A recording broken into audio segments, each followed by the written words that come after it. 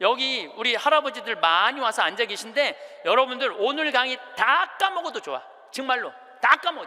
이것만 안 까먹으면 돼요. 여러분들은 무슨 일이 있어도 할머니보다 하루 먼저 죽어야 돼. 무슨 일이 있어도 누구보다 먼저 죽어? 할머니보다. 할머니 죽으려고 그러면 너 죽지 마. 나 죽기 전에 죽지 마. 예. 그리고 먼저 죽어야 돼요. 그러니까 여기 오늘 할아버지들은 제발 할머니들 가슴 아픈 일 하지 마세요. 그냥 마누라가 시키는 대로 하고 사세요. 머리 깎으라고 그러면 가서 머리 깎고, 목욕하라면 목욕하고, 내복 추우니까 내복 입으라면 내복 입고, 내복 벗으라면 벗고, 시키는 대로 하고 사세요. 어떤 금술 좋은 할머니하고 할아버지하고 한 집에 살았어요. 근데 그날 오후 따라 할머니하고 할아버지하고 목욕을 깨끗하게 했어, 둘이서. 그리고 저녁을 맛있게 차려 먹었어. 그리고 저녁에 침대에 누웠는데 할머니가 옛날 생각이 나는 거야. 할아버지를 툭툭 치면서, 여보 영감, 이렇게 깨끗이 씻고 맛있게 먹고 이렇게 침대에 누우니까 우리 신혼 생각난다. 당신 생각나?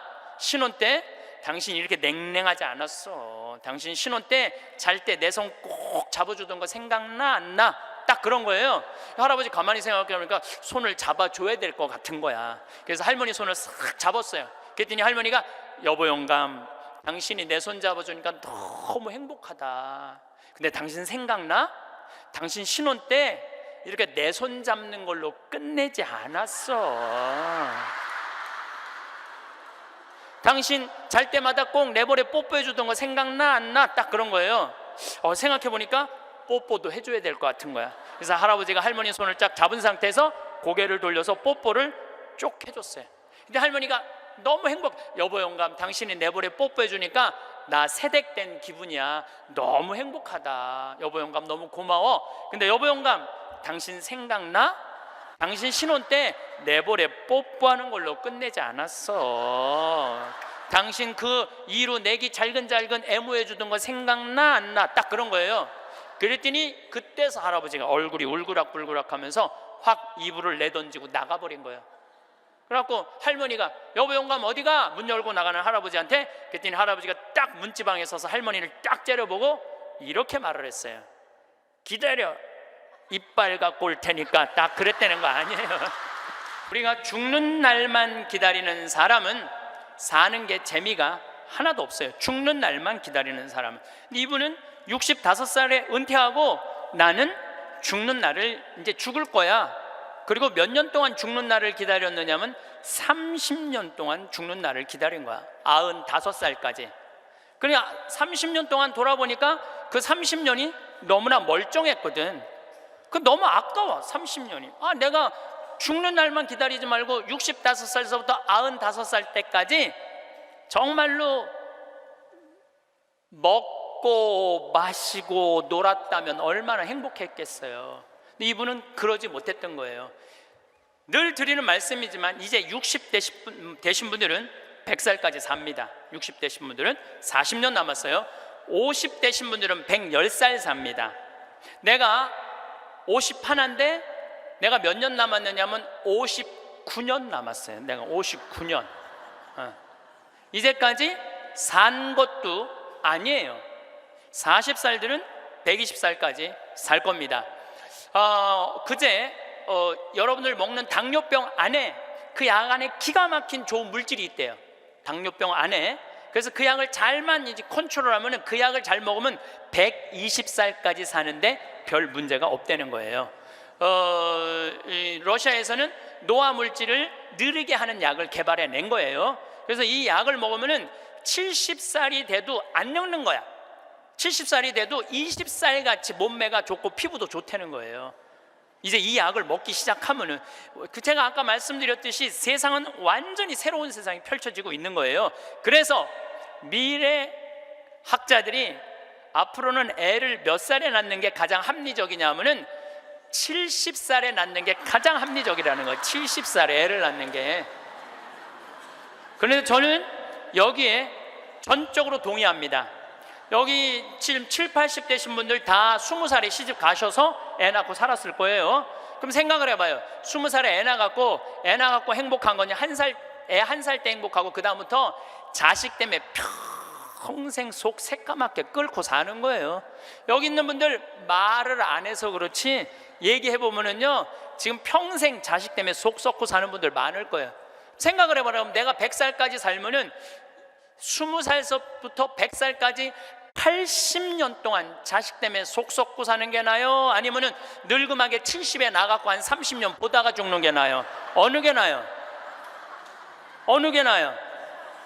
늙음하게 자식 보다가 죽는 게 훨씬 나은 거예요. 저는 그래서 70에 애 낳는 게 좋다고 생각이 들어요. 70에 애 낳는 게. 4년 전에 우리나라가 100살 이상이 1,800명이었어요. 여자가 1,700명, 남자가 100명이에요. 100명. 여자들이요 안 죽어요. 여자들이 이상하게. 그런데 작년에 우리나라가 100살 이상이 몇 명이냐면은 15,000명이에요. 15,000명. 이제는 제가 보기엔 총알같이 이제 100살 이상이 50만 명, 100만 명 시대도 온다는 거예요. 100살 이상이.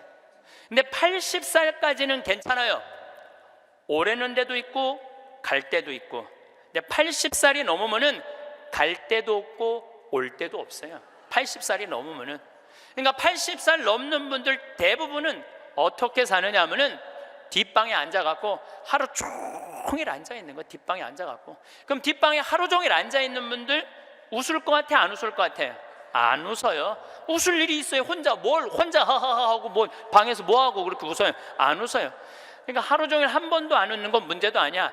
일주일 내내 한 번도 안 웃어. 일주일 내내 한 번도 안 웃는 건 문제도 아니야.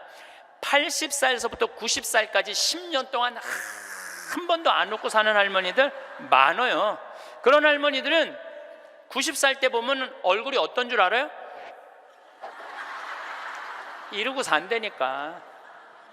그러면은 80살 넘어서서 웃고 살려면 어떻게 해야 되느냐? 해만 뜨면 집을 나가야 돼요. 해만 뜨면 집을 나가야 돼요.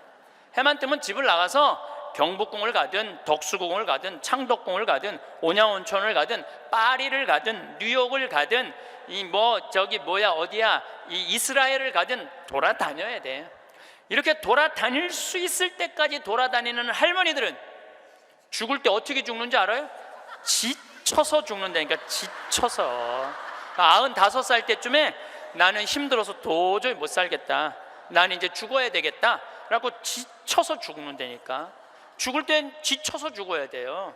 근데 어떤 분이 자기도 미치냐고 자식도 미치게 하는 분이 어떤 분이냐면은 80살에서부터 90살까지 돈 쓰는 거 무서워갖고 한 번도 바깥에 안 나가는 사람들. 이런 사람들은 10년 동안 안 움직이면요 허벅지에 뼈밖에 없어요. 근육이 하나도 없어요. 이분들은 90살에 할 수 있는 일은 딱 한 가지예요. 누워서 똥오줌 싸는 거예요. 90살에 똥오줌을 싸기 시작하면요 삶의 질은 완전히 바닥으로 떨어지는 거예요. 싸는 본인도 힘들고 치는 자식들도 힘든 거예요. 생각을 해봐요. 여러분들 90살이 싸는 똥이랑 1살이 싸는 똥이 같아? 이건 달라요. 1살이 싸는 똥은 향이라도 나지. 향이라도 나요.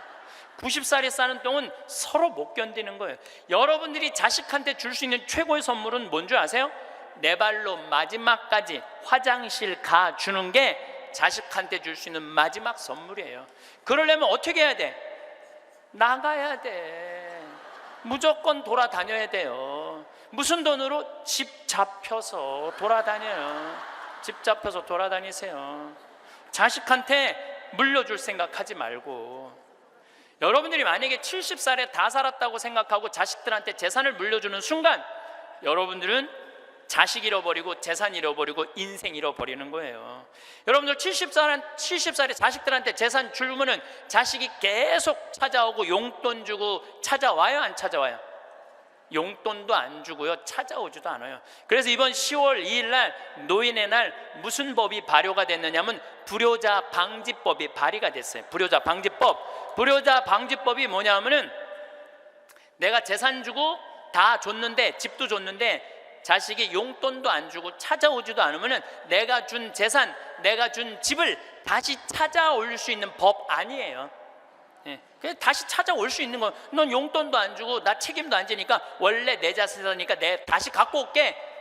그런데 70살이 넘어서 법원에 다시 재산, 준 재산 찾아오겠다고 법원에 소송 걸 수 있는 할머니들이 몇 명이나 될 것 같아요? 그냥 참고 사는 거예요. 참고, 속은 새카맣게 참고 사는 거야.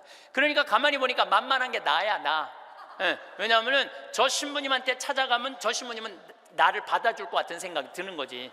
그러니까 나한테 70살 넘은 분들이요 전화해갖고요, 신부님 사정 얘기 다 해요. 나 자식들한테 재산 주고 다 줬는데 자식들 박사 사업하고 잘 사는데 나 찾아오지도 않는다고. 그런데 나 너무 멀쩡하다고, 나 아직도 건강하다고, 나 평창에 갖고 설거지도 할 수 있고 빨래도 할 수 있고 다 할 수 있다는 거예요. 청소도 할 수 있고. 그래서 나 신부님하고 같이 살고 싶다는 그런 분들 많아. 요즘 나하고 살자는 여자가 너무 많아.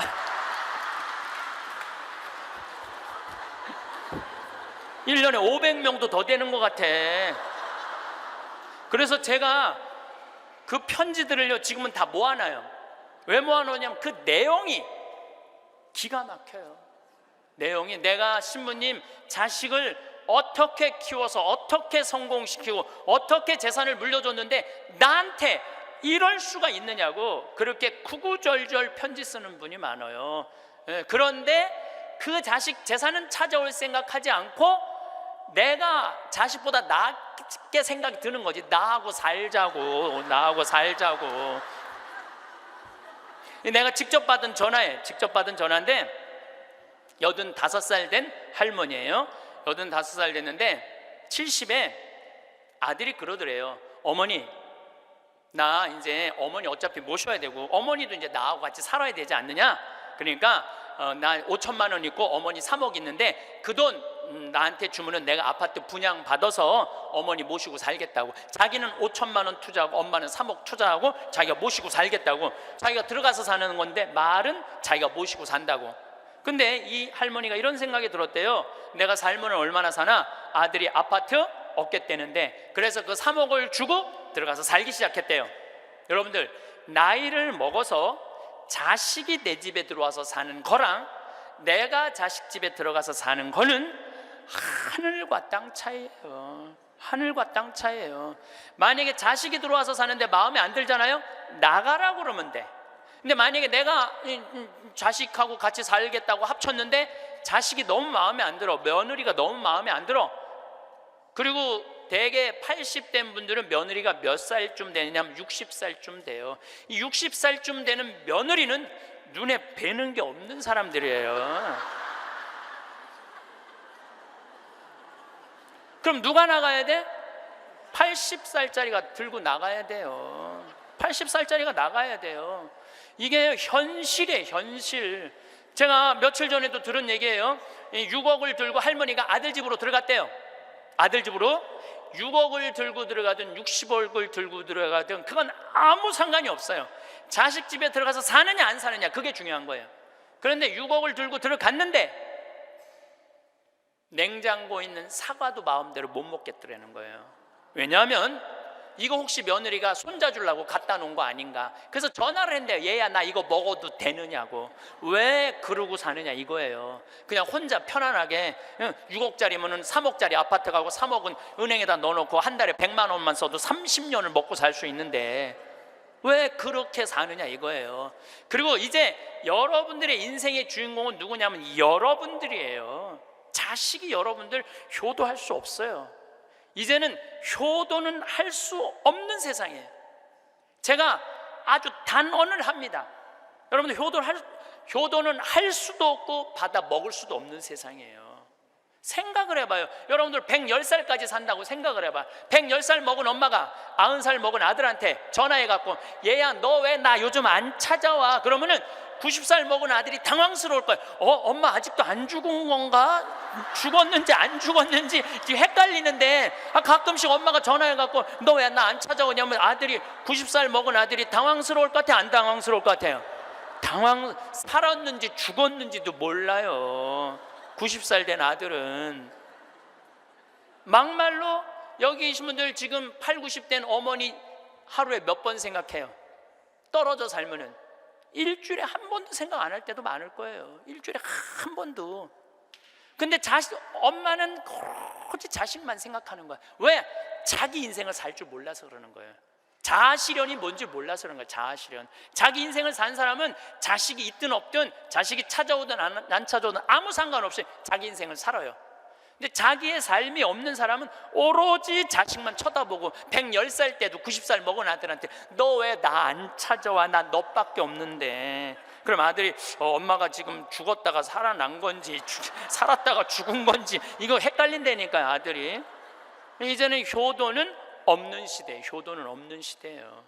그러니까 이제 85된 분이 70살 때 들어가서 아들하고 살기 시작했대요. 근데 75이 돼도 안 죽고 80이 돼도 안 죽더래. 근데 나이를 먹으면 먹을수록 여러분들 돈이 더 필요해요. 돈이 더 필요해. 나이를 먹으면 먹을수록. 그래갖고 83살에 아들한테 500만 원만 달라고 그랬대요. 왜냐하면 3억을 줬으니까 500만 원을 달라고 그럴 자격이 있는 거죠. 근데 그때부터 아들이 2년 동안 말을 안 하더래요. 말을 안 하더래요. 저는 아들 편이에요. 저는 아들 편이에요. 생각을 해봐요, 여러분들. 이 아들은 엄마하고만 살아요? 60살 된 며느리하고 사는 거예요. 며느리가, 아내가 맨날 뭐라고 그럴 것 같아? 나 저 시어머니하고 사는 거 지겨워. 당신 택해. 엄마야 나야. 맨날 그래도 모시고 살아야지 어떻게 지금 어머니 어딜 가라고 그런다고 맨날 이렇게 달래는 와중에 그런 상황도 모르고 500만 원 내놓으라 그러니까 이 아들이 엄마 쳐다보기가 싫은 거예요. 2년 동안 말을 안 하더래. 2년 동안. 여러분들 한 집에 사는데 아들이 2년 동안 나 사람 취급 안 하고 말 안 하면 그 집에서 살고 싶겠어요? 살고 싶지 않죠.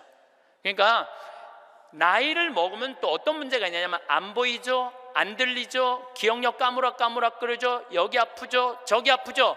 그러면 그 입에서 나 행복하다, 나 기쁘다 이런 말 나올 것 같아요. 아이고 지겨워, 아이고 사는 거 힘들어 죽겠어, 차라리 죽는 게 나, 맨날 이 말 할 것 같아요. 좋은 소리도 여러 번 들으면 짜증나는데 지겹다, 죽겠다, 섭섭하다는 소리 10년 이상 들으면요 정말로 죽고 싶을 만큼 힘든 거예요. 그러니까 2년 동안 말 안 하는 거야. 이 할머니도 그 집에서 사는 게 너무 자존심이 상하는 거야. 그러니까 나한테 전화해갖고 신부님 생태마을 방 하나 달래는 거야. 와서 살겠다는 거야. 나 아직도 건강하다 이거예요. 85살이 그것도 알몸으로 와서 나하고 산다는 거야. 알몸으로. 아니 내가 20살이 나하고 와서 산다고 그래도 살까 말까 고민을 지금 해야 될 판국인데 85이 아들한테 3억 다 주고 나한테 와서 알몸으로 살겠다고. 할머니 우리 생태마을은 피정집입니다. 그래서 할머니 드릴 방이 없습니다. 아니 내가 그 방 많은 거 아는데 왜 방이 그 많은 방이 비느냐 이거예요. 내놓으라는 거예요. 아니, 할머니 죄송하다고 우리는 피정집이라 내년 지금 10월 달까지 지금 실질적으로 거의 예약이 끝났어요. 할머니 드릴 방이 없어. 죄송해요. 그러니까 아니 방송 보면 우리 노인들 마음을 가장 잘하는 분이 신부님인데 막상 통화해 보니까 보는 거하고 다르다 이거예요. 방송 보는 거하고. 그러면서 이 할머니가 마지막 전화기를 내려놓으면서 나한테 한 방을 먹이더라고. 뭐라고 그러냐면은 전화 막상 해보니까 신부님이나 내 아들이나 다를 바 하나도 없다고, 똑같다고 전화 끊는 거예요. 이 할머니는 정말로 어디다 마음 둘 데가 단 한 군데도 없죠. 만약에 이 할머니가 3억을 그대로 가지고 있었다면 그 서름 안 받았을 거예요. 그 서름 안 받고 그냥 자기 인생 사는 거예요. 아들은 아들 인생 사는 거고. 그럼 서로 섭섭할 것도 없어. 원수 될 것도 없어요. 근데 뭐가 원수가 되는 줄 알아요? 줄 거 다 주고 원수가 된다니까. 줄 거 다 주고 해줄 도리 다 해고도 원수가 된다니까. 그러니까 자식한테 돈을 주는 게 아니에요. 주지 마세요. 이제 뭐하러 주세요 자신을. 울산에서 한 할아버지가 전화를 했어요. 경찰서에. 작년에 신문에서 제가 읽은 내용이에요. 나 경찰한테 이렇게 얘기한 거 두유 2개로 10일을 버텼다. 두유 2개로 난 지금 죽을 것 같다. 나를 좀 살려줘라. 그래서 경찰이 가서 문을 따보니까 할아버지가 뼈밖에 안 남은 거야. 10일 동안 두유 2개로 먹었으니 뭐가 물 10일 먹은 거하고 똑같잖아요. 그래갖고 이 할아버지 뭐 누구 돌볼 사람 없나 했더니 할머니가 1년 전에 돌아가신 거야. 여기 우리 할아버지들 많이 와서 앉아 계신데 여러분들 오늘 강의 다 까먹어도 좋아. 정말로 다 까먹어. 이것만 안 까먹으면 돼요.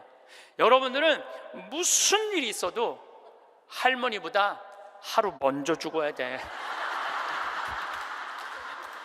무슨 일이 있어도 누구보다 먼저 죽어? 할머니 죽으려고 그러면 너 죽지 마. 나 죽기 전에 죽지 마. 예. 그리고 먼저 죽어야 돼요. 그러니까 여기 효자 열보다요 악처 하나가 낫다니까요. 효자가 하루 종일 같이 있어줘요? 같이 잠자줘요? 못하는 거예요. 악처가 같이 밥 먹어주고 같이 있는 거예요. 그러니까 여기 오늘 할아버지들은 제발 할머니들 가슴 아픈 일 하지 마세요. 그냥 마누라가 시키는 대로 하고 사세요. 머리 깎으라 그러면 가서 머리 깎고, 목욕하라면 목욕하고, 내복 추우니까 내복 입으라면 내복 입고, 내복 벗으라면 벗고, 시키는 대로 하고 사세요. 시키는 대로.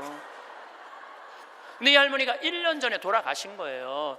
어떤 금술 좋은 할머니하고 할아버지하고 한 집에 살았어요. 근데 그날 오후 따라 할머니하고 할아버지하고 목욕을 깨끗하게 했어, 둘이서.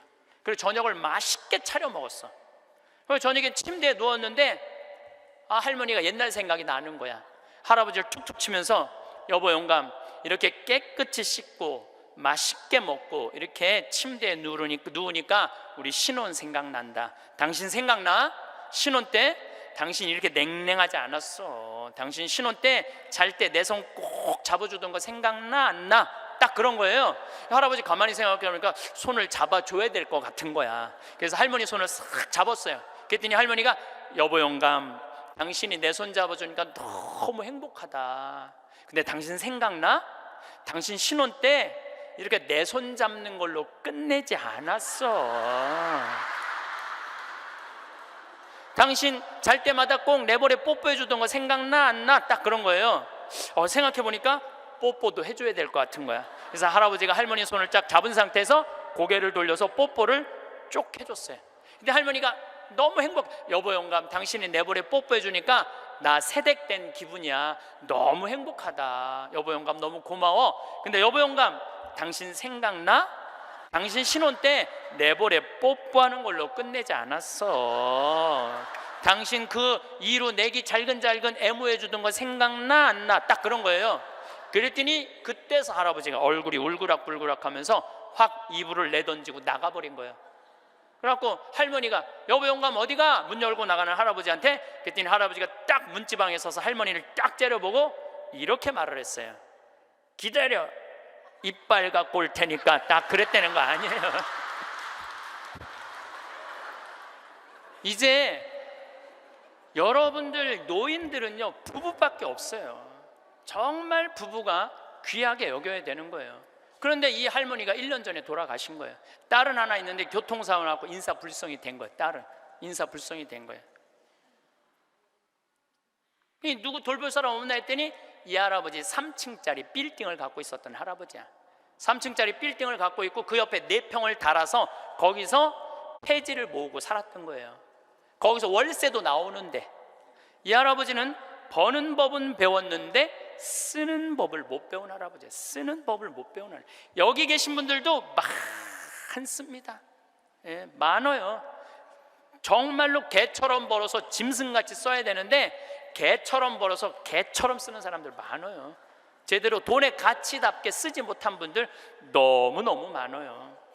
많은 경우 여러분들 폐지 줍고 다니는 분들 많죠. 할머니 할아버지 그런 분들 중에 대개 자식들한테 몇 천만 원 몇 억씩 다 주고 자기는 폐지 줍고 다니는 사람들 많아요. 실질적으로 그러시지 마세요. 내가 행복해야 돼요. 내가 행복한 게 자식 도와주는 거예요. 그래서 제가 여러분들한테 보너스 하나 꼭 하시라고, 돈 안 들고도 할 수 있는 보너스. 내년 뭐 나중에 얘기지만은 내년 3월 25일부터 4월 20일 사이에 여기 해화동 서울대학 병원에 가세요. 서울대학 병원에 가면은 그 꼭대기 층에 식당이 하나 있어요. 그 식당에 가서 비싼 거 시키지 마세요. 쟁반짜장도 팔더라고요. 그럼 3명이 갖고 쟁반짜장 15,000원짜리 시키면은 셋이서 충분히 먹어. 거기서 한 11시 반쯤에 가세요. 괜히 12시 막 그 의사들 막 직원들 올라올 때 그때 가서 먹지 말고 미리 한 11시 반쯤에 가서 거기 가서 쟁반짜장을 드세요. 왜 거기서 쟁반짜장을 먹으라고 말씀드리느냐 하면은 거기서 보이는 경치가 경복궁, 창덕궁, 창경궁, 비원, 청와대까지 다 보이는데 막 새순이 막 돋아날 때 그 경치가요 너무 멋있어요. 나도 서울대병원에 이제 1년에 한 번씩 강의를 가는데 거기서 식사 대접을 받았는데 거기서 밥을 먹는데 이렇게 내려다 보니까요 조선 27대 왕 부럽지 않더라고요. 거기서 아니 어떤 왕이 거기서 내려다보고 왕궁을 내려다보고 밥을 먹는 사람이 어디 있어. 꼭 기억하셨다가 내년에는 돈 드는 게 아니야. 그냥 전철 타고 가서 그냥 들고 올라가서 몸빼바지 입지 말고 그날은 좀 럭셔리하게 입고 그날은 좀 럭셔리하게 입고 내려다 보세요. 얼마나 아름다운가. 조선의 왕궁이 얼마나 멋있는가. 돈 안 들고도 볼 수 있는가. 정말 그런 데가 없어 세상에. 그런 데 가세요. 그리고 우리나라는 그렇게 멋있는 데가 너무 많아요. 너무 많아요. 돈 많이 안 들고도 하루에 그저 5,000원, 10,000원만 들고 여기 춘천 그 막 벚꽃 필 때 전철 타고 춘천만 갔다 와도 얼마나 멋있어요. 나중에 하지 말고 제발 무슨 돈으로 집 잡혀서 나중에 하지 말고 제발 그렇게 좀 다녀오세요. 저는 이번에 남이섬을 2번을 갔다 왔어요. 남이섬을 2번을 갔다 왔는데 정말 멋있더라고요. 여러분들 내년 봄에 남이섬은 도시락 싸갖고 가도 되더라고. 도시락 이렇게 싸서 뭐 김밥 이렇게 싸갖고 마음 맞는 친구들이랑 갔다가 오세요. 매일 그렇게 다니세요. 그렇게 다녀봤자 하루에 뭐 5,000원, 10,000원밖에 안 돼. 신부님 그렇게 다 썼는데 그때도 안 죽으면 어떻게 해요? 걱정하지 마세요. 돈 다 썼는데도 그때도 안 죽으면 국가에서 용돈 20만 2,600원 나온다. 걱정하지 마세요. 그거 받아 쓰면 되죠. 뭘 걱정을 해요. 빚만 안 지면 돼. 근데 빚지는 것도 가만히 보면 나이 먹어서 빚지는 것도 본인이 빚지는 게 아니에요. 다 욕심 때문에 빚지는 거야. 자식 때문에 빚지는 거야. 얼마 전에도 할머니 할아버지들이 뭐 어디 해갖고 뭐 1,700억인가 다 사기로 날린 사람들, 사기만 안 당하면 돼요. 사기 당하는 이유도 여러분들이 다 욕심 때문에 당하는 거. 늙어서 무슨 투자를 해? 그냥 쓰다가 저기 또 돈 떨어지면 국가에서 나오면 되지. 인터넷에 이런 모임도 있대요. 쓰주캐도 있대. 쓰주캐. 쓰다가 죽자. 이런 무슨 투자를 해. 괜히 쓸데없이 조이팔한테 투자해갖고 돈 날리고 그러지 마시고 그냥 맛있는 거 먹고 경치 좋은 데 다니고 그렇게 쓰세요. 제가 10년 전에 53,000원 나올 때 여러분들한테 이렇게 얘기했어요. 앞으로 20만 원 받는 시대가 올 겁니다. 이제 20만 원 나왔죠? 제가 또 말씀드릴게요. 앞으로 10년 후에 여러분들 60만 원에서 70만 원 나와요. 왜?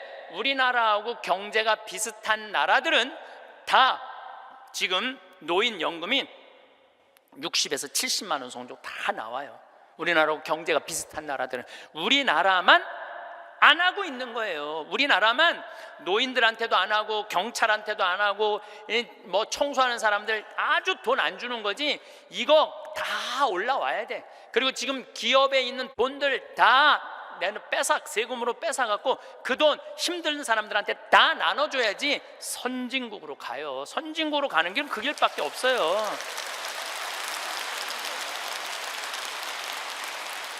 미국은 가보니까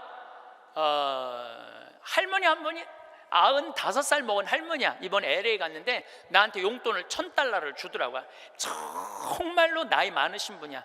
용돈을 1,000달러를 100만 원을 주는 거예요. 할머니 무슨 돈이 있어? 우리 돈 많아. 그래. 내가 그래서 궁금해갖고 물어봤어. 미국의 할머니들은 한 달에 돈 하나도 없는 분들 연금이 얼마 나오냐면 800달러가 나와요. 800달러면 우리나라 돈으로 85만 원이 나와요. 85만 원. 그런데 85만 원뿐만 아니라 집도 없어 이런 분들은 그러면 아파트 월세까지 다 나와요. 시골은 200달러, 도시는 300달러 하거든 월세가. 그것까지 다 나오는 거니까 한 달에 100만 원 정도가 나오는 거야. 근데 만약에 이 할머니가 한 달에 100만 원을 줬는데 1년 연말 결산을 해봤는데 100만 원을 다 안 써서 50만 원밖에 안 썼어. 그러면은 이 할머니는 돈이 있던가 돈이 필요 없던가 하는 할머니라고. 그 다음에는 연금을 40만 원밖에 안 줘요. 그래서 미국에 다녀보면 할머니들이요 그 돈 쓰려고 얼마나 돌아다니는지 몰라요. 그러니까 쓰주캐가 생기는 거야. 쓰다 죽자. 그냥 나한테 용돈도 1,000달러씩 주는 거죠. 내가 그 할머니한테 5년 전에도 나한테 만나서 그랬대요. 그래서 할머니 손을 잡고 할머니 내가 한 5년 후에 여기 또 올 것 같은데 그때 또 봐요. 그랬더니 그때는 좀 생각을 해봐야 될 것 같아 그러시더라고요. 100살 때는 생각을 해봐야 되겠다 이거죠. 3만 달러가 통장에 넘었으면요 연금을 안 줘요. 미국도. 그러니까 자기 통장에 3천만 원 밑으로 자꾸 만드는 거예요. 쓰라는 거예요. 근데 우리나라도 그렇게 갑니다. 분명히 그렇게 가요. 그리고 우리나라가 부정적인 요소도 많지만은 제 판단에는 앞으로 전 세계에서 가장 발전한 나라 중에 하나예요. 우리나라가. 그러니까 걱정하지 마세요. 예수님이 걱정하지 말라고 해도 뭘 이렇게 쓸데없는 걱정을 많이 하고 그래.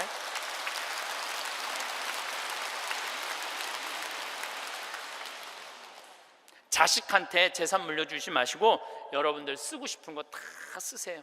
여행 다니고 싶은 거 여행 다니고 먹고 싶은 거 있으면 먹고 없으면은 안 쓰면 되지. 없으면 안 쓰면 돼요. 근데 있는데도 못 쓰는 사람들한테 하는 얘기예요. 있는데도 못 쓰는 못 쓰는 분들한테 하는 얘기예요. 이제는 부모 자식 사이에 효도는 없어요. 아까도 말씀드렸지만 사랑밖에 없어요. 사랑만 남는 거예요. 부모 자식이 어렸을 때 얼마나 사랑했느냐 사랑하지 않느냐에 따라서 늙어서 자식이 찾아오느냐 찾아오지 않느냐가 결정되는 거예요. 나는 우리 어머니 아버지를 참 잘 만났어요. 참 좋은 어머니 좋은 아버지. 그 중에 어머니보다는 아버지를 잘 만난 것 같아요. 아버지를 뭐 어머니도 좋지만 아버지는 그거보다 훨씬 좋아요. 훨씬. 난 어렸을 때 아버지하고 매일 미꾸라지 잡으러 다니고 메뚜기 잡으러 다니고 도토리 밤 주스러 다녔던 기억이 참 많아요. 그리고 시험만 우리는 시험 못 봤다고 혼났던 적이 한 번도 없어.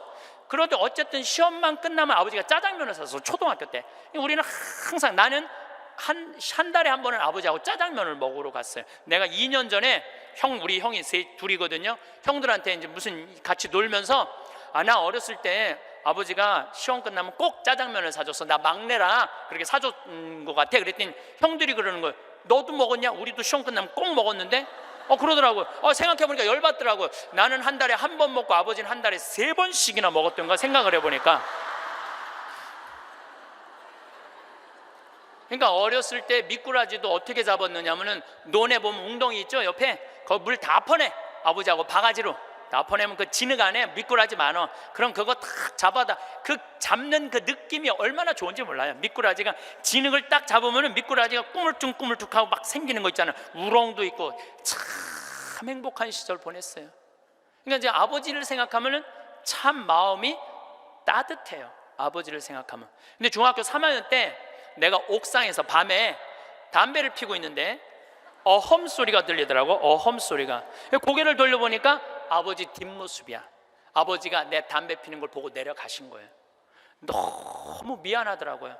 왜냐하면 나는 손찌검 한번 하신 적 없는 아버지인데 그 좋은 아버지한테 담배 피는 모습을 중학교 3학년 아들이 보였으니 얼마나 미안해요. 그냥 아버지 쳐다보기가 정말로 얼굴을 두를 수가 없었어요. 근데 아버지가 하루가 지나도 말이 없고 이틀이 지나도 말이 없는 거야. 일주일이 지났는데도 말이 없으신 거예요. 그래서 난 이렇게 생각했어요. 깜깜해서 못 보셨나 보다. 이렇게 생각을 했어요. 근데 2주일이 됐는데 2주일째 누나가 나를 부르는 거예요. 막내야 항상 저를 막내라고 부르거든요. 우리 집에서는. 막내야, 얘기 좀 하자. 그래 얘기해. 그랬더니 너 담배 피니? 그러더라고요. 나 담배 펴. 왜냐하면 그때 제가 중학교 2학년 3학년 고등학교 1학년 거의 3년을 학교를 거의 안 다녔거든요. 뭐 여러 가지 뭐 몸이 안 좋아갖고 뭐 학교 안 다니니까 할 일이 뭐가 있어. 맨날 그냥 담배나 피고 앉아 있는 거죠. 학교 다니면 담배 필 시간 없지만 학교 안 다니니까 담배 필 시간이 얼마나 많아요. 맨날 담배나 피고 있는데 너 담배 피니? 그래서 나 담배 펴. 그랬더니 아버지가 나한테 얘기하더라. 너 건강도 안 좋은데 담배 끊었으면 좋겠다고. 그러니까 우리 아버지는 아들한테 이 얘기를 하고 싶은데 직접적으로 말하면은 서로 간에 충격이 있을 것 같은 생각을 하신 거예요. 그러니까 나하고 제일 친한 누나한테 얘기를 한 거죠. 그래서 아주 정중한 나한테 부탁을 해 오신 거죠. 그때 내가 받은 아버지에 대한 감동은요, 이거는 지금도 나는 아버지가 세상에서 제일 커요. 아버지가 세상에서 제일 큰 분이에요, 내 인생에 있어서. 그러니까 지금도 한 달에 한 번 아버지를 안 보면은 내가 못 견뎌요. 보고 싶어. 막 보고 싶어요. 그래서 나는 요즘은 뭐 11월, 12월 내 시간이 하나도 없어요. 아버지 만나러 갈 시간이 없어. 그래도 내일은 내가 수원에 강의가 있거든요. 우리 집이 수원이니까 내가 아침에 나오면서 전화했어요. 아버지 같이 밥 먹자고.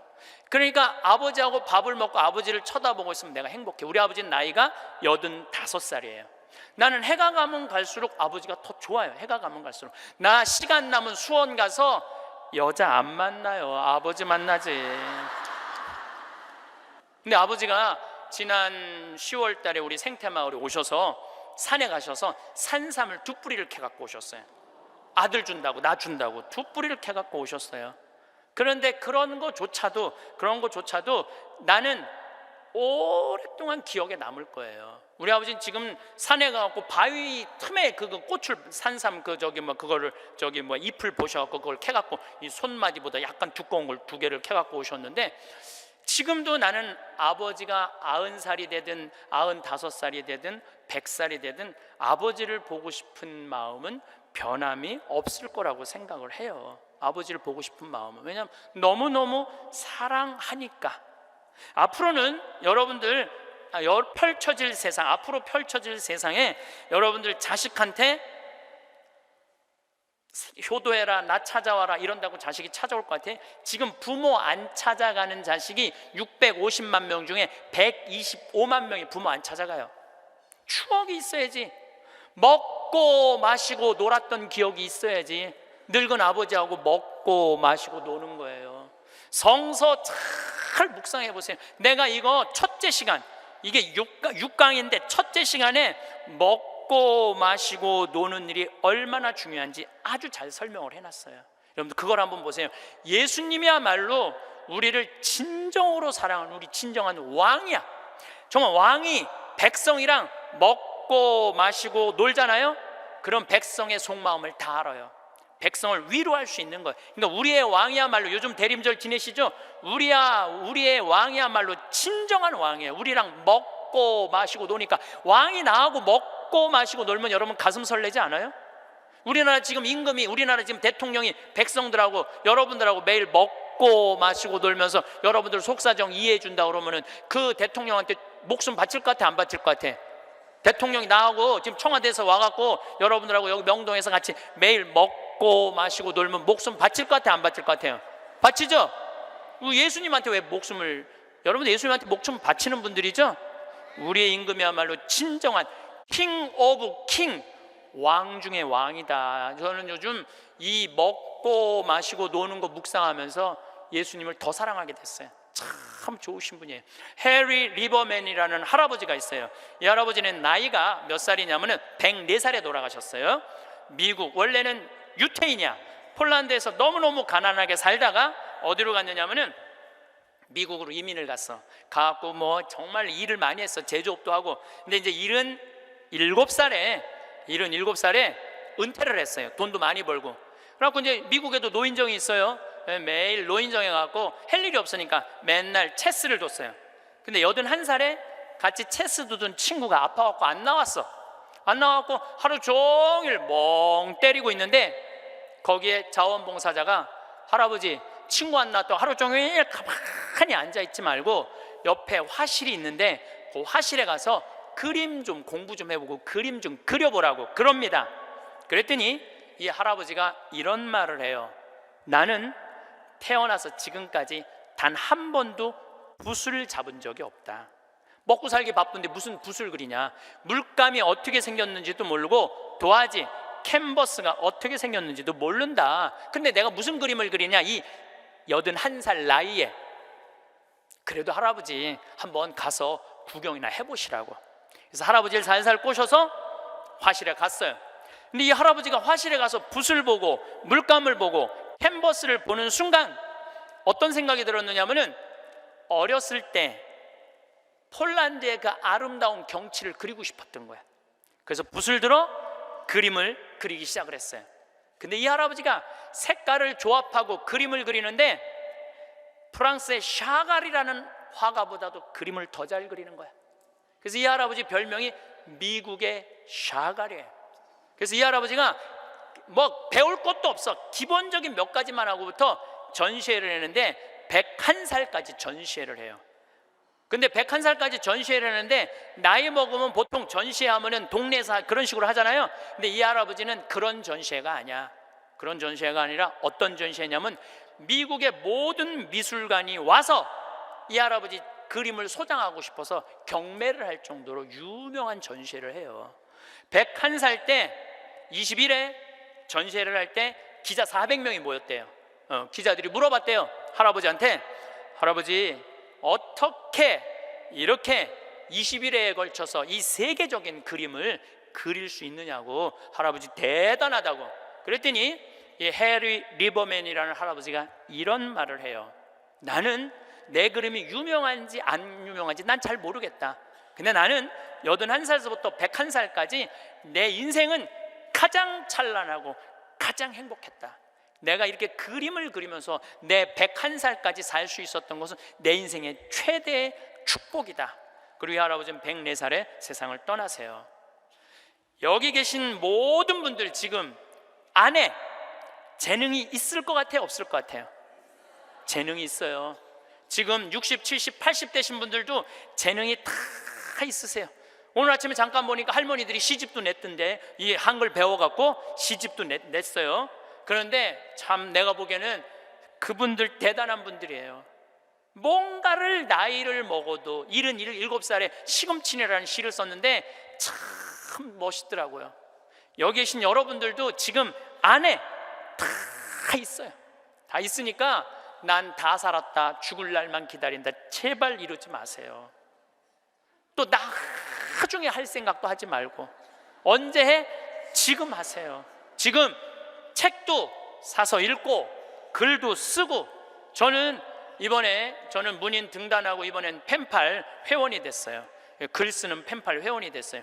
너무너무 재밌어요. 글 쓴다는 게. 그 펜팔, 내 국제 펜팔 회원이 된 이유는 그 펜팔 회에는 되게 노벨상 받은 사람을 초대해서 강의를 들어요. 그런 강의를 듣고 싶어서 내가 회원 거기 심사해 해갖고 통과가 돼갖고 했는데, 정말 저도 나이를 먹었고 글 공부를 하면서 하루하루가 너무너무 신이 나는 거예요. 여러분들도 사는 것처럼 사세요. 제발 자식들한테 전화하고 그러지 말고, 그것도 110살에 전화해갖고 너 왜 나 안 찾아오냐 이러지 마시고 여러분들의 인생을 사시기를 바라겠습니다. 오늘도 황창현 신부님의 행복 특강 잘 들으셨나요? 이어서 나이 들수록 들으면 도움이 되는 지혜의 말씀을 들려드리겠습니다. 성공에 집착하지 마라. 실패에서 배우는 점이 훨씬 많은 법이다. 출세했을 때보다도 벼슬에서 멀어졌을 때 더욱 큰 이룸이 있었다. 인생의 깨달음은 성공보다 실패에서 더 크게 배운다. 내가 하는 대로 남들은 나를 대접하기 마련이다. 내가 하기 싫은 것을 남에게 시키지 말고 내가 대접받고 싶은 대로 상대를 대우하며 내가 주고 싶은 물건이 있으면 나도 상대가 원하는 물건을 줘야 한다는 말이다. 윗사람이 나를 능멸하고 아래 것들이 농간을 부리는 것은 내가 그들에게 만만하게 보였기 때문이다. 남이 나를 업신 여기는데도 먹고 사는 문제에 붙들려 전전긍긍한다면 그 자리조차 지킬 수 없다. 내 마음 속에서 전전긍긍을 걷어내려면 내 사심을 버려라. 벌떡 일어나 툴툴 털고 떠나면 그뿐이라는 생각을 지녀라. 내게 범접할 수 없는 느면한 기상이 있어. 지위에 연연하지 않음을 보이면 남이 나를 감히 도발하지 못한다. 절대로 무례하게 굴 수 없다. 남이 내게 함부로 굴거든 스스로를 돌아보라. 자라보고 놀란 가슴, 소뚜껑 보고 놀란다. 내가 잘못한 것이 없는데 남들이 이러쿵저러쿵 말하면 안절부절 못한다. 내가 특별히 잘한 것이 없는데 남들이 칭찬하면 덩달아 우쭐댄다. 문제는 항상 내 안에 있다. 일이 잘못되면 스스로를 반성할 뿐 남을 탓하지 마라. 내 스스로 떳떳하면 누가 뭐라 해도 굽히지 않고 밀고 나가라. 날마다 진보하여 큰 그릇이 되려거든 호연한 기상을 길러라. 사람을 의심하지도 말고 너무 믿지도 마라. 다른 사람에게 내 마음 전부를 줄 필요는 없다. 사람은 결국 상황에 맞게끔 변하는 법이다. 실없이 칭찬하지 마라. 그저 실없이 칭찬하면 말이 무게를 잃는다. 근거 없이 비방하면 비난이 내게로 돌아온다. 지위가 높은 사람의 한마디는 아랫사람의 인생을 들었다 놓았다 한다. 좋은 말도 가려서 하고 충고도 살펴서 하라. 무심코 던진 한마디가 비수가 되어 박힌다. 뜻없이 한 행동이 걷잡을 수 없이 커진다.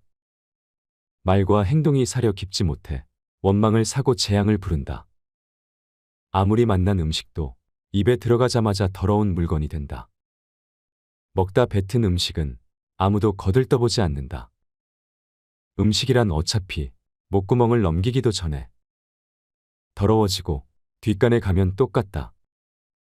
그릇이 큰 사람이 되고 싶다면 반드시 이 4가지를 명심하라. 첫째로, 생각을 맑게 해야 한다.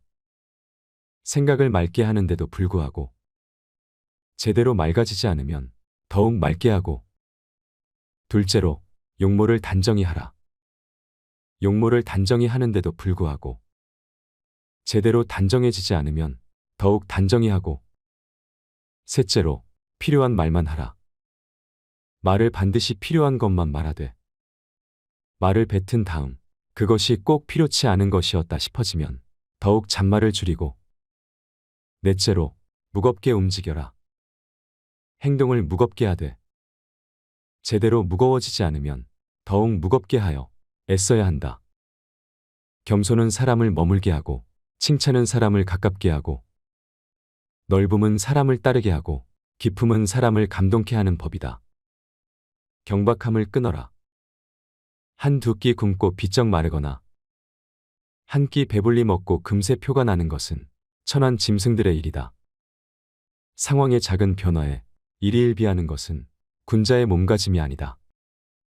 이랬다 저랬다 감정의 기복이 잦은 것은 내면의 수양이 그만큼 부족한 탓이다. 한치 앞을 내다보지 못한 채 들뜨고 가라앉지 마라. 세상을 다 얻은 양 날뛰지도 말고 세상이 다 끝난 듯 한숨 쉬지도 마라. 바람이 불어 흔들 수 있는 것은 표면의 물결뿐이다. 그 깊은 물속은 미동조차 않는다. 웅숭 깊은 속내를 지녀 경박함을 끊어라. 또한 말을 많이 하지 말며 격하게 화내지 마라. 자고로 옛부터 말 많은 것이 미덕으로 환영받는 경우는 없었다. 호랑이 입보다 사람의 입이 더 무섭다라는 말은 말 한마디로 많은 사람들이 다칠 수 있음을 경계한 말이다. 잘못 내뱉은 말들은 다시 주워 담을 수도 없으니 후에 반드시 내게 어떤 형태로도 돌아오는 것이다.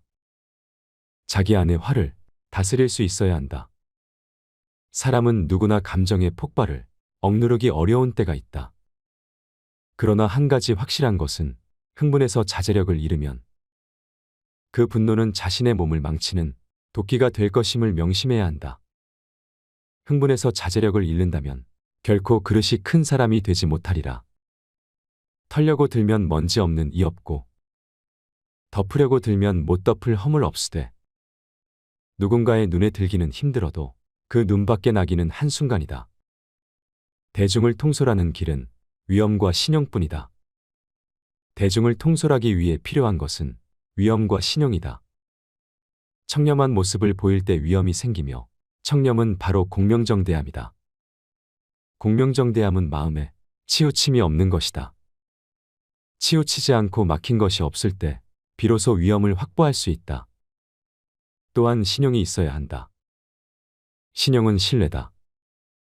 지시와 명령만으로 사람을 다스리는 것에는 분명히 한계가 있다. 자신이 남으로부터 신용을 얻어야 하며 그 자신 또한 다른 사람을 신뢰할 수 있어야 한다. 사람을 통솔하는 능력은 다른 사람을 움직이게 만드는 능력을 말한다. 이 세 가지를 명심하라. 세상에 비스듬히 드러눕고 옆으로 삐딱하게 서고 아무렇게나 짓거리고 눈알을 이리저리 굴리면서도 경건한 마음을 가질 수 있는 사람은 없다. 때문에 몸을 움직이는 것, 말을 하는 것, 얼굴빛을 바르게 하는 것. 이 세 가지가 살아가는 데 있어서 가장 우선적으로 마음을 기울여야 할 것이다. 이 세 가지는 난폭하고 거만한 것을 멀리하고 어긋난 것을 멀리하고 미더움을 가까이 한다는 의미다. 이 세 가지도 못하면서 다른 일에 힘쓴다면 비록 하늘의 이치에 통달하는 재주가 있고 다른 사람보다 뛰어난 식견을 가졌다 하더라도 결국은 발꿈치를 땅에 붙이고 바로 설 수 없게 되어 어긋난 말씨, 잘못된 행동, 도적질, 대학, 이단이나 잡술 등으로 흘러 결국에는 걷잡을 수 없게 될 것이다. 평소 사용하는 말에도 주의를 기울여라. 배움은 깨달음이다. 깨달음은 그릇된 것을 아는 것이다. 평소 사용하는 말부터 그릇된 것을 하나하나 바로잡아 나간다면 그릇이 큰 사람이 될 수 있을 것이다. 실제적인 배움을 중시하라. 배움이란 단순히 글만 배우는 것에 국한되지 않고 실용적인 것을 익히는 것.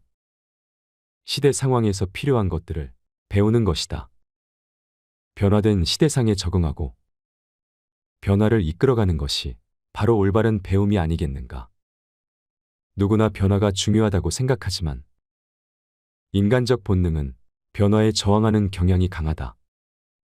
익숙한 것의 편안함을 느끼기 때문이다. 이러한 변화에 대한 거부감은 지속적인 배움의 자세를 가져야만 그제야 비로소 줄어들 수 있다. 배움은 성장의 밑거름이다. 배움을 통해 끊임없이 새로운 생각과 방법, 도전의 불꽃을 일으킬 수 있으며 환경의 변화에 적응하는 법을 배울 수 있다. 부끄러움을 남기지 마라. 이 편지가 번화가에 떨어져 나의 원수가 펴보더라도 내가 죄를 얻지 않을 것인가를 반드시 생각하면서 써야 하고 또 이 편지가 수백 년 동안 전해져서 안목이 있는 많은 사람들의 눈에 띄더라도 조롱받지 않을 만한 편지인가를 생각해야 한다. 끊임없이 독서하라. 오직 독서 이 한 가지 일이 위로는 옛 성현을 조차 함께 할 수 있게 하고 아래로는 백성을 깊이 깨우칠 수 있게 하며 신명에 통달하게 하고 임금의 정사를 도울 수 있게 할 뿐 아니라 인간으로 하여금 짐승과 벌레의 부류를 벗어나 저 광대한 우주를 지탱하게 만드니 독서야말로 우리들의 본분이라 하겠다. 또한 쉬지 말고 기록하라. 기억은 흐려지고 생각은 사라진다. 머리를 믿지 말고 손을 믿어라. 윗사람의 총애를 과감하게 거부하고 윗사람의 존경을 받아라. 윗사람의 존경을 받고 싶다면 아첨하는 것이 아니라 당당하고 떳떳하게 할 말을 해야 한다.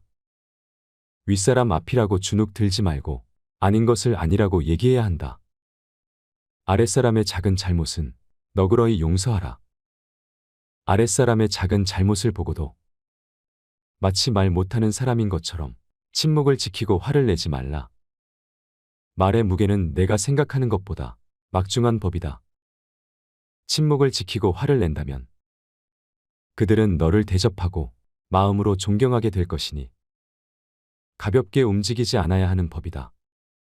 세상살이를 오래 경험하였고 또 어렵고 험난한 일을 고루 겪어보아서 사람들의 심리를 두루 알게 되었는데 무릇 천륜의 야박한 사람은 가까이에서도 안 되고 믿을 수도 없다.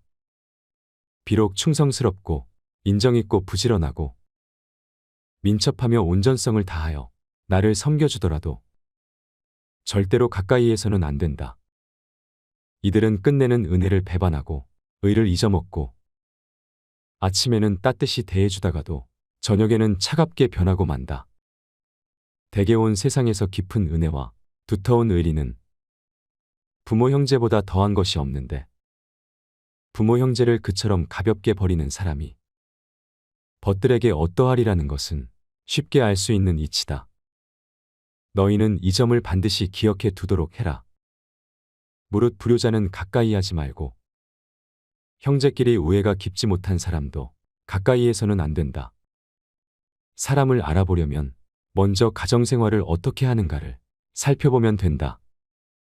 만약 옳지 못한 점을 발견할 때는 돌이켜 자기 자신에게 비춰보고 나도 이러한 잘못이 있지 않나 조심하면서 그렇게 되지 않도록 단단히 노력해야 한다. 나에게 이르러서는 벗을 고르는 일이 바르지 못하여 화살 끝을 갈고 칼날을 벼리며 서로 시기하는 사람들이 모두 내가 옛날 친히 사귀던 사람들이었기에 나는 이 점을 깊이 반성하고 있다. 휘둘리지 마라. 진정한 어른이란 무엇인가를 생각하라. 진정한 어른은 살아온 경험과 겪어온 세월에 휘둘리지 않는 사람을 말한다. 하지만 인간의 마음은 늘 휘청거리는 법으로 그 중심을 단단히 붙잡아야 한다. 혼자 있더라도 품위를 지켜라. 주변에 다른 사람이 없더라도 몸가짐을 바르게 하고 혼잣말을 하더라도 못된 말을 하지 않도록 해야 한다. 혼자 있을 때에도 삼가고 단정함을 유지하는 것이 바른 삶의 자세이다. 재물에 욕심을 갖지 마라. 사람들은 재물을 크게 욕심내지만 재물보다 더욱 큰 것을 욕심내는 경우에는 재물을 버리고 취하지 않기도 한다. 작은 것을 취하려고 큰 것을 포기하지 말고 큰 뜻을 위해 작은 재물 정도는 내려놓아라.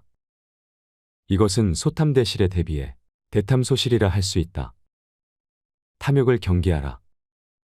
탐욕은 항상 경계해야만 한다. 뇌물을 받으면 청렴을 잃는 것이고 이는 스스로에게 죄를 짓는 일이다. 누군가 나에게 과다한 선물을 준다면 절대 받지 말아야 한다. 청렴한 자일지라도 자신의 청렴함을 과시해서도 안 된다. 청렴함은 과시의 수단이 아닌 그저 본분일 따름이다. 자신의 청렴함으로 남을 협박하거나 청렴하지 못한 자를 업신여겨서도 안 된다. 누군가에게 인정받기 위해서가 아니라 스스로에게 떳떳하기 위해 청렴해야 하는 것임을 결코 잊어서는 안 된다. 청렴은 목민관 본연의 자세다. 청렴은 목민관 본연의 자세이며 모든 선한 일의 근원이며 모든 덕의 근본이다. 사람은 누구나 정도의 차이는 있을지언정 탐욕을 가지고 있다. 중요한 것은 탐욕적인 본성을 자꾸 씻어내고자 억제하는 노력이다. 이를 위해서는 사회 전체가 부정부패를 몰아내고자 하는 강한 의지가 있어야 한다. 목민관이 청렴하지 못하면 끝내 모두가 비참한 종말을 맞게 된다. 얄팍해지는 것을 경계하라. 옳지 못한 일은 결코 해서는 아니 된다. 천하에는 두 가지 큰 기준이 있는데 하나는 옳고 그름의 기준이요. 다른 하나는 이롭고 해로움의 기준이다. 옳은 것을 지켜서 이익을 얻는 것이 가장 높은 등급이요. 그 다음은 옳은 것을 지켜서 해를 받는 것이며 그 다음으로는 나쁜 것을 쫓아 이익을 얻는 것이며 가장 나쁜 등급은 나쁜 것을 쫓아서 해를 보는 것이다. 절약하되 널리 베풀어라. 남에게 베푸는 것만큼 보람 있는 일도 없다. 절약하기만 할 뿐 널리 베풀지 않으면 가까운 사람도 멀어지게 된다. 베풀기 위해서는 먼저 절약해야 한다. 비단 옷으로 치장하고 값비싼 말에 호사스러운 안장을 얹고 윗사람에게 아첨하고 권세자에게 뇌물을 바치는 비용이 하루에도 수만 양이 넘으니 친척이나 어려운 사람을 위해 베풀 여유가 어디에 있겠는가? 그러므로 절약해서 쓰는 것이야말로 즐겁게 베푸는 것의 근본이다. 베풀고 싶어도 가진 것이 아예 없어서 베풀지 못하는 사람도 있다. 그런 사람에 비하면 가진 것이 많다는 것은 복된 일이다. 남에게 베푸는 사람들의 공통점은 재산을 소중하게 알고 낭비하지 않지만 거기에 얽매이지는 않는다는 점이다. 그들은 돈을 위해 일하지 않고 돈이 자신의 삶을 위해 일하게 하는 사람이다. 이것을 명심해야 한다. 굳은 일도 기쁜 마음으로 행하라. 기쁜 마음은 자발적으로 나서는 마음이다. 자발성은 중요한 덕목이다. 자원하는 마음으로 행할 때 일을 기쁘게 할 수 있고 그래야 일의 능률도 크게 나타난다. 일이 재미있느냐 없느냐는 일 자체의 성격보다는 일에 임하는 태도에 달려있는 경우가 많다. 힘들고 어려운 일도 기쁜 마음으로 자원해서 솔선수범하여 행하게 되지만 억지로 하게 되면 소극적으로 시간이나 때우는 식이 될 때가 많기 때문에 일의 효과가 크게 나타나지 않는다. 주위의 소중한 분들에게도 공유해 주시면 좋을 것 같습니다. 한 번 더 들으시면 가슴에 더욱 새겨질 것입니다. 반복 재생합니다. 우리가 죽는 날만 기다리는 사람은 사는 게 재미가 하나도 없어요. 죽는 날만 기다리는 사람은. 이분은 65살에 은퇴하고 나는 죽는 날을 이제 죽을 거야. 그리고 몇 년 동안 죽는 날을 기다렸느냐면 30년 동안 죽는 날을 기다린 거야. 95살까지. 그러니까 30년 동안 돌아보니까 그 30년이 너무나 멀쩡했거든. 그 너무 아까워. 30년이. 내가 죽는 날만 기다리지 말고 65살서부터 95살 때까지 정말로 먹고 마시고 놀았다면 얼마나 행복했겠어요. 근데 이분은 그러지 못했던 거예요. 늘 드리는 말씀이지만 이제 60 되신 분들은 100살까지 삽니다. 60 되신 분들은 40년 남았어요. 50 되신 분들은 110살 삽니다. 내가 51인데 내가 몇 년 남았느냐면 59년 남았어요. 내가 59년. 이제까지 산 것도 아니에요. 40살들은 120살까지 살 겁니다. 그제 여러분들 먹는 당뇨병 안에 그 약 안에 기가 막힌 좋은 물질이 있대요. 당뇨병 안에. 그래서 그 약을 잘만 이제 컨트롤하면 그 약을 잘 먹으면 120살까지 사는데 별 문제가 없다는 거예요. 러시아에서는 노화 물질을 느리게 하는 약을 개발해 낸 거예요. 그래서 이 약을 먹으면은 70살이 돼도 안 늙는 거야. 70살이 돼도 20살 같이 몸매가 좋고 피부도 좋다는 거예요. 이제 이 약을 먹기 시작하면은 제가 아까 말씀드렸듯이 세상은 완전히 새로운 세상이 펼쳐지고 있는 거예요. 그래서 미래 학자들이 앞으로는 애를 몇 살에 낳는 게 가장 합리적이냐면은 70살에 낳는 게 가장 합리적이라는 거예요. 70살에 애를 낳는 게. 그래서 저는 여기에 전적으로 동의합니다. 여기 지금 7, 80 되신 분들 다 20살에 시집 가셔서 애 낳고 살았을 거예요. 그럼 생각을 해봐요. 20살에 애 낳고 행복한 거냐? 애 한 살 때 행복하고 그 다음부터 자식 때문에 평생 속 새까맣게 끓고 사는 거예요. 여기 있는 분들 말을 안 해서 그렇지 얘기해보면은요, 지금 평생 자식 때문에 속 썩고 사는 분들 많을 거예요. 생각을 해봐요. 내가 100살까지 살면은 20살부터 100살까지 80년 동안 자식 때문에 속 썩고 사는 게 나요? 아니면은 늙음하게 70에 나가고 한 30년 보다가 죽는 게 나요? 어느 게 나요? 어느 게 나요? 늙음하게 자식 보다가 죽는 게 훨씬 나은 거예요. 저는 그래서 70에 애 낳는 게 좋다고 생각이 들어요. 70에 애 낳는 게. 4년 전에 우리나라가 100살 이상이 1,800명이었어요. 여자가 1,700명, 남자가 100명이에요. 100명. 여자들이요 안 죽어요. 여자들이 이상하게.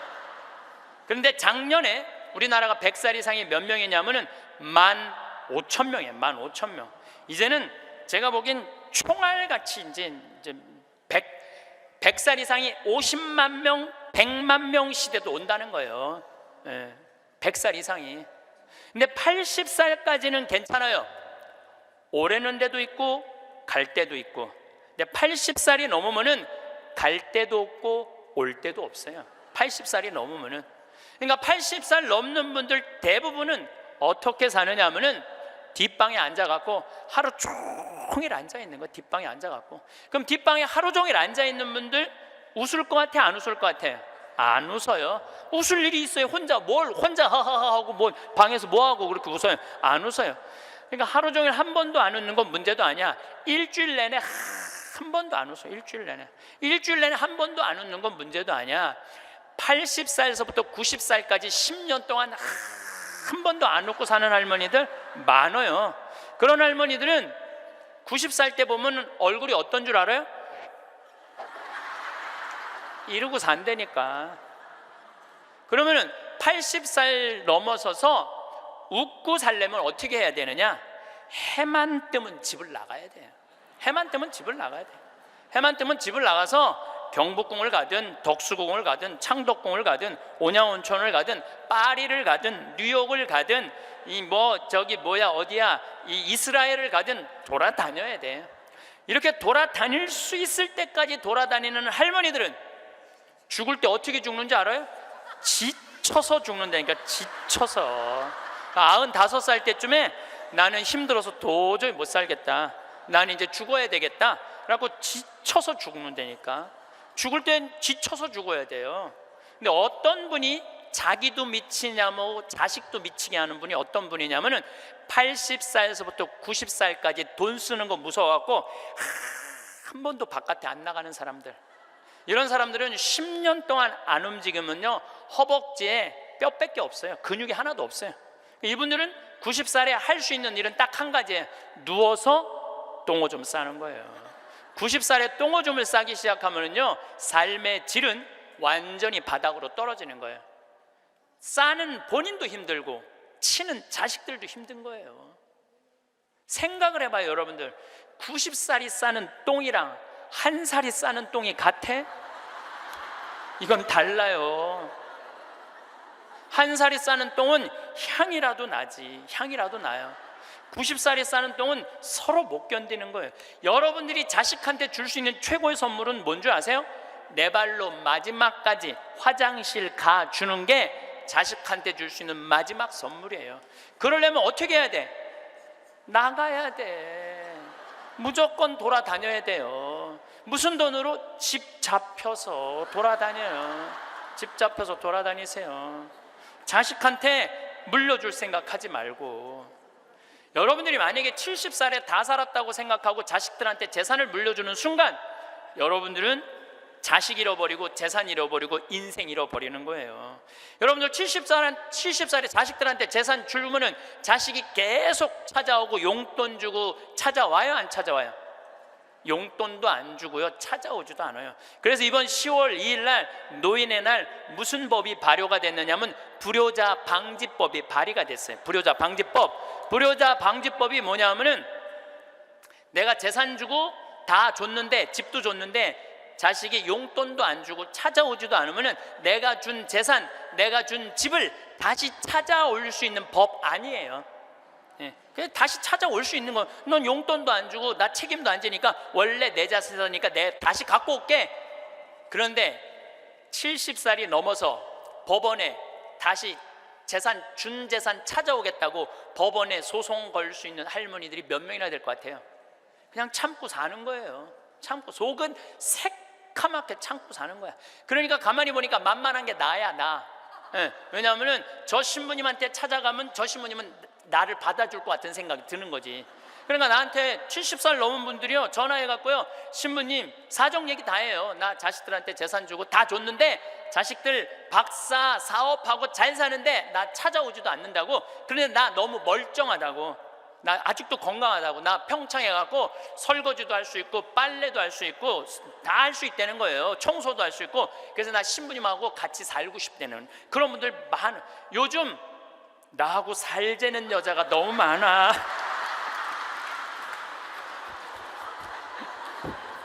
1년에 500명도 더 되는 것 같아. 그래서 제가 그 편지들을요 지금은 다 모아놔요. 왜 모아놓냐면 그 내용이 기가 막혀요. 내용이 내가 신부님 자식을 어떻게 키워서 어떻게 성공시키고 어떻게 재산을 물려줬는데 나한테 이럴 수가 있느냐고 그렇게 구구절절 편지 쓰는 분이 많아요. 그런데 그 자식 재산은 찾아올 생각하지 않고 내가 자식보다 낫게 생각이 드는 거지. 나하고 살자고.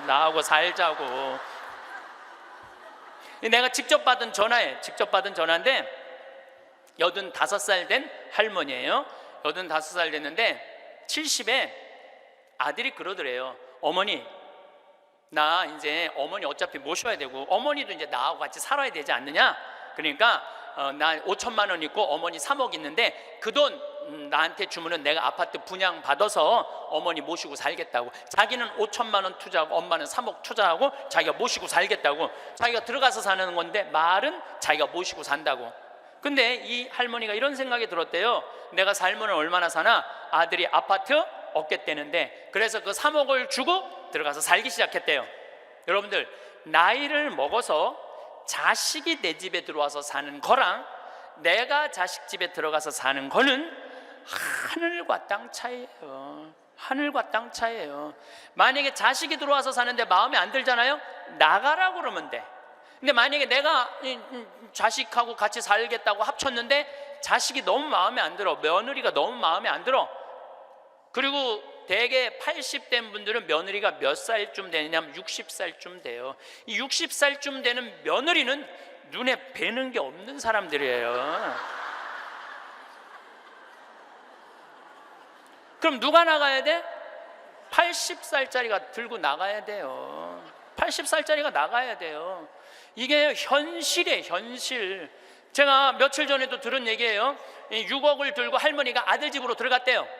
아들 집으로 6억을 들고 들어가든 60억을 들고 들어가든 그건 아무 상관이 없어요. 자식 집에 들어가서 사느냐 안 사느냐 그게 중요한 거예요. 그런데 6억을 들고 들어갔는데 냉장고에 있는 사과도 마음대로 못 먹겠더라는 거예요. 왜냐하면 이거 혹시 며느리가 손자 주려고 갖다 놓은 거 아닌가. 그래서 전화를 했는데요. 얘야, 나 이거 먹어도 되느냐고. 왜 그러고 사느냐 이거예요. 그냥 혼자 편안하게 6억짜리면 3억짜리 아파트 가고 3억은 은행에다 넣어놓고 한 달에 100만 원만 써도 30년을 먹고 살 수 있는데 왜 그렇게 사느냐 이거예요. 그리고 이제 여러분들의 인생의 주인공은 누구냐면 여러분들이에요. 자식이 여러분들 효도할 수 없어요. 이제는 효도는 할 수 없는 세상이에요. 제가 아주 단언을 합니다. 여러분들 효도는 할 수도 없고 받아 먹을 수도 없는 세상이에요. 생각을 해봐요. 여러분들 110살까지 산다고 생각을 해봐. 110살 먹은 엄마가 90살 먹은 아들한테 전화해갖고 얘야, 너 왜 나 요즘 안 찾아와? 그러면은 90살 먹은 아들이 당황스러울 거예요. 엄마 아직도 안 죽은 건가? 죽었는지 안 죽었는지 지금 헷갈리는데 가끔씩 엄마가 전화해갖고 너 왜 나 안 찾아오냐면 아들이 90살 먹은 아들이 당황스러울 것 같아? 안 당황스러울 것 같아요? 살았는지 죽었는지도 몰라요. 90살 된 아들은. 막말로 여기 계신 분들 지금 8, 90된 어머니 하루에 몇 번 생각해요? 떨어져 살면은 일주일에 한 번도 생각 안 할 때도 많을 거예요. 일주일에 한 번도. 근데 엄마는 오로지 자식만 생각하는 거야. 왜? 자기 인생을 살 줄 몰라서 그러는 거예요. 자아실현이 뭔지 몰라서 그런 거예요. 자아실현. 자기 인생을 산 사람은 자식이 있든 없든 자식이 찾아오든 안 찾아오든 아무 상관없이 자기 인생을 살아요.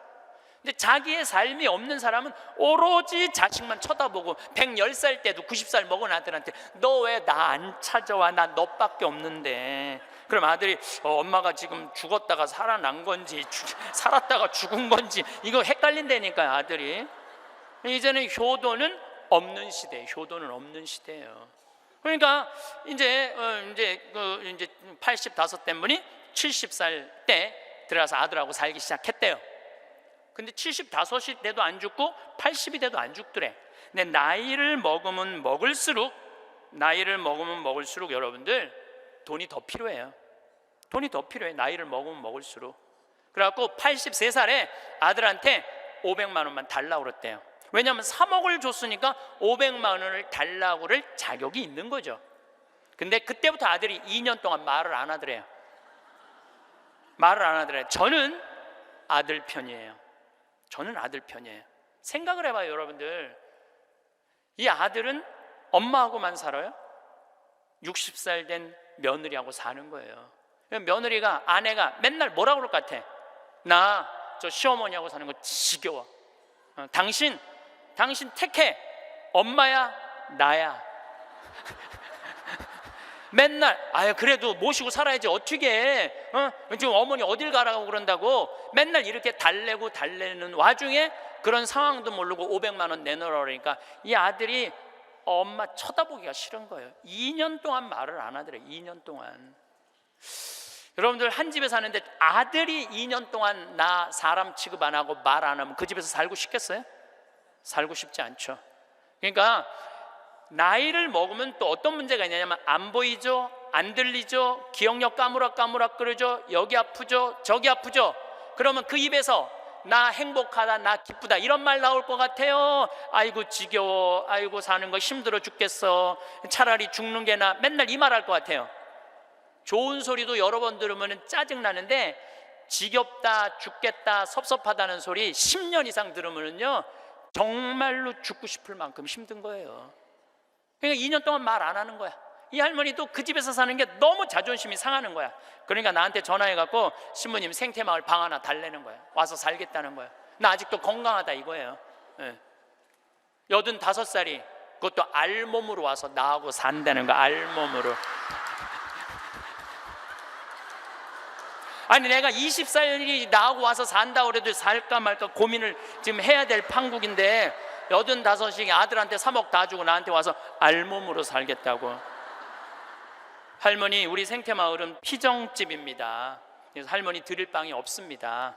아니 내가 그 방 많은 거 아는데 왜 방이 그 많은 방이 비느냐 이거예요. 내놓으라는 거예요. 할머니 죄송하다고 우리는 피정집이라 내년 지금 10월 달까지 지금 실질적으로 거의 예약이 끝났어요. 할머니 드릴 방이 없어 죄송해요. 그러니까 아니 방송 보면 우리 노인들 마음을 가장 잘하는 분이 신부님인데 막상 통화해 보니까 보는 거하고 다르다 이거예요. 방송 보는 거하고. 그러면서 이 할머니가 마지막 전화기를 내려놓으면서 나한테 한 방을 먹이더라고. 뭐라고 그러냐면은 전화 막상 해보니까 신부님이나 내 아들이나 다를 바 하나도 없다고, 똑같다고 전화 끊는 거예요. 그러니까 이 할머니는 정말로 어디다 마음 둘 데가 단 한 군데도 없죠. 만약에 이 할머니가 3억을 그대로 가지고 있었다면 그 서름 안 받았을 거예요. 그 서름 안 받고 그냥 자기 인생 사는 거예요. 아들은 아들 인생 사는 거고. 그럼 서로 섭섭할 것도 없어. 원수 될 것도 없어요. 근데 뭐가 원수가 되는 줄 알아요? 줄 거 다 주고 원수가 된다니까. 줄 거 다 주고 해줄 도리 다 해고도 원수가 된다니까. 그러니까 자식한테 돈을 주는 게 아니에요. 주지 마세요. 이제 뭐하러 주세요 자신을. 울산에서 한 할아버지가 전화를 했어요. 경찰서에. 작년에 신문에서 제가 읽은 내용이에요. 나 경찰한테 이렇게 얘기한 거, 두유 2개로 10일을 버텼다. 두유 2개로. 난 지금 죽을 것 같다. 나를 좀 살려줘라. 그래서 경찰이 가서 문을 따보니까 할아버지가 뼈밖에 안 남은 거야. 10일 동안 두유 2개로 먹었으니 뭐가 물 10일 먹은 거하고 똑같잖아요. 그래갖고 이 할아버지 뭐 누구 돌볼 사람 없나 했더니 할머니가 1년 전에 돌아가신 거야. 여기 우리 할아버지들 많이 와서 앉아 계신데 여러분들 오늘 강의 다 까먹어도 좋아. 정말로 다 까먹어. 이것만 안 까먹으면 돼요. 여러분들은 무슨 일이 있어도 할머니보다 하루 먼저 죽어야 돼. 무슨 일이 있어도 누구보다 먼저 죽어? 할머니 죽으려고 그러면 너 죽지 마. 나 죽기 전에 죽지 마. 그리고 먼저 죽어야 돼요. 그러니까 여기 효자 열보다요 악처 하나가 낫다니까요. 효자가 하루 종일 같이 있어줘요? 같이 잠자줘요? 못하는 거예요. 악처가 같이 밥 먹어주고 같이 있는 거예요. 그러니까 여기 오늘 할아버지들은 제발 할머니들 가슴 아픈 일 하지 마세요. 그냥 마누라가 시키는 대로 하고 사세요. 머리 깎으라 그러면 가서 머리 깎고, 목욕하라면 목욕하고, 내복 추우니까 내복 입으라면 내복 입고, 내복 벗으라면 벗고, 시키는 대로 하고 사세요. 시키는 대로. 근데 이 할머니가 1년 전에 돌아가신 거예요. 어떤 금술 좋은 할머니하고 할아버지하고 한 집에 살았어요. 근데 그날 오후 따라 할머니하고 할아버지하고 목욕을 깨끗하게 했어, 둘이서. 그리고 저녁을 맛있게 차려 먹었어. 그래서 저녁에 침대에 누웠는데 할머니가 옛날 생각이 나는 거야. 할아버지를 툭툭 치면서 여보 영감, 이렇게 깨끗이 씻고 맛있게 먹고 이렇게 침대에 누우니까 우리 신혼 생각난다. 당신 생각나? 신혼 때 당신 이렇게 냉랭하지 않았어. 당신 신혼 때 잘 때 내 손 꼭 잡아주던 거 생각나 안 나? 딱 그런 거예요. 할아버지 가만히 생각해보니까 손을 잡아줘야 될 것 같은 거야. 그래서 할머니 손을 싹 잡았어요. 그랬더니 할머니가 여보 영감, 당신이 내 손 잡아주니까 너무 행복하다. 근데 당신 생각나? 당신 신혼 때 이렇게 내 손 잡는 걸로 끝내지 않았어. 당신 잘 때마다 꼭 내버려 뽀뽀해 주던 거 생각나 안 나? 딱 그런 거예요. 생각해 보니까 뽀뽀도 해줘야 될 것 같은 거야. 그래서 할아버지가 할머니 손을 쫙 잡은 상태에서 고개를 돌려서 뽀뽀를 쭉 해줬어요. 근데 할머니가 너무 여보 영감, 당신이 내버려 뽀뽀해 주니까 나 새댁된 기분이야. 너무 행복하다. 여보 영감 너무 고마워. 근데 여보 영감, 당신 생각나? 당신 신혼 때 내볼에 뽀뽀하는 걸로 끝내지 않았어. 당신 그 이로 내기 잘근잘근 애무해 주던 거 생각나 안 나? 딱 그런 거예요. 그랬더니 그때서 할아버지가 얼굴이 울그락불그락 하면서 확 이불을 내던지고 나가버린 거예요. 그래갖고 할머니가 여보 영감 어디가? 문 열고 나가는 할아버지한테. 그랬더니 할아버지가 딱 문지방에 서서 할머니를 딱 째려보고 이렇게 말을 했어요. 기다려, 이빨 갖고 올 테니까. 딱 그랬다는 거 아니에요. 이제 여러분들 노인들은요 부부밖에 없어요. 정말 부부가 귀하게 여겨야 되는 거예요. 그런데 이 할머니가 1년 전에 돌아가신 거예요. 딸은 하나 있는데 교통사고 나고 인사불성이 된 거예요. 딸은 인사불성이 된 거예요. 누구 돌볼 사람 없나 했더니 이 할아버지 3층짜리 빌딩을 갖고 있었던 할아버지야. 3층짜리 빌딩을 갖고 있고 그 옆에 4평을 달아서 거기서 폐지를 모으고 살았던 거예요. 거기서 월세도 나오는데 이 할아버지는 버는 법은 배웠는데 쓰는 법을 못 배운 할아버지예요. 쓰는 법을 못 배운 할아버지. 여기 계신 분들도 많습니다. 많아요. 정말로 개처럼 벌어서 짐승같이 써야 되는데 개처럼 벌어서 개처럼 쓰는 사람들 많아요. 제대로 돈의 가치답게 쓰지 못한 분들 너무너무 많아요. 많은 경우 여러분들 폐지 줍고 다니는 분들 많죠. 할머니 할아버지 그런 분들 중에 대개 자식들한테 몇 천만 원 몇 억씩 다 주고 자기는 폐지 줍고 다니는 사람들 많아요. 실질적으로 그러시지 마세요. 내가 행복해야 돼요. 내가 행복한 게 자식 도와주는 거예요. 그래서 제가 여러분들한테 보너스 하나 꼭 하시라고, 돈 안 들고도 할 수 있는 보너스. 내년 나중에 얘기지만은 내년 3월 25일부터 4월 20일 사이에 여기 해화동 서울대학 병원에 가세요. 서울대학 병원에 가면은 그 꼭대기 층에 식당이 하나 있어요. 그 식당에 가서 비싼 거 시키지 마세요. 쟁반짜장도 팔더라고요. 그럼 3명이 갖고 쟁반짜장 15,000원짜리 시키면은 셋이서 충분히 먹어. 거기서 한 11시 반쯤에 가세요. 괜히 12시 막 그 의사들 막 직원들 올라올 때 그때 가서 먹지 말고 미리 한 11시 반쯤에 가서 거기 가서 쟁반짜장을 드세요. 왜 거기서 쟁반짜장을 먹으라고 말씀드리느냐 하면은 거기서 보이는 경치가 경복궁, 창덕궁, 창경궁, 비원, 청와대까지 다 보이는데 막 새순이 막 돋아날 때 그 경치가요 너무 멋있어요. 나도 서울대 병원에 이제 1년에 한 번씩 강의를 가는데 거기서 식사 대접을 받았는데 거기서 밥을 먹는데 이렇게 내려다 보니까요 조선 27대 왕 부럽지 않더라고요. 거기서 아니 어떤 왕이 거기서 내려다보고 왕궁을 내려다보고 밥을 먹는 사람이 어디 있어. 꼭 기억하셨다가 내년에는 돈 드는 게 아니야. 그냥 전철 타고 가서 그냥 들고 올라가서 몸빼바지 입지 말고 그날은 좀 럭셔리하게 입고, 예, 그날은 좀 럭셔리하게 입고 내려다 보세요. 얼마나 아름다운가. 조선의 왕궁이 얼마나 멋있는가. 돈 안 들고도 볼 수 있는가. 정말 그런 데가 없어 세상에. 그런 데 가세요. 그리고 우리나라는 그렇게 멋있는 데가 너무 많아요. 너무 많아요. 돈 많이 안 들고도 하루에 그저 5,000원, 10,000원만 들고, 여기 춘천 막 벚꽃 필 때 전철 타고 춘천만 갔다 와도 얼마나 멋있어요. 나중에 하지 말고 제발, 무슨 돈으로? 집 잡혀서 나중에 하지 말고 제발 그렇게 좀 다녀오세요. 저는 이번에 남이섬을 2번을 갔다 왔어요. 남이섬을 2번을 갔다 왔는데 정말 멋있더라고요. 여러분들 내년 봄에 남이섬은 도시락 싸갖고 가도 되더라고. 도시락 이렇게 싸서 뭐 김밥 이렇게 싸갖고 마음 맞는 친구들이랑 갔다가 오세요. 매일 그렇게 다니세요. 그렇게 다녀봤자 하루에 뭐 5,000원, 10,000원밖에 안 돼. 신부님, 그렇게 다 썼는데 그때도 안 죽으면 어떻게 해요? 걱정하지 마세요.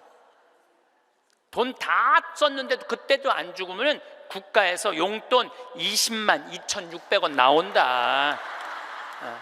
걱정하지 마세요. 그거 받아 쓰면 되죠. 뭘 걱정을 해요. 빚만 안 지면 돼. 근데 빚지는 것도 가만히 보면 나이 먹어서 빚지는 것도 본인이 빚지는 게 아니에요. 다 욕심 때문에 빚지는 거야. 자식 때문에 빚지는 거야. 얼마 전에도 할머니 할아버지들이 뭐 어디 해갖고 뭐 1,700억인가 다 사기로 날린 사람들, 사기만 안 당하면 돼요.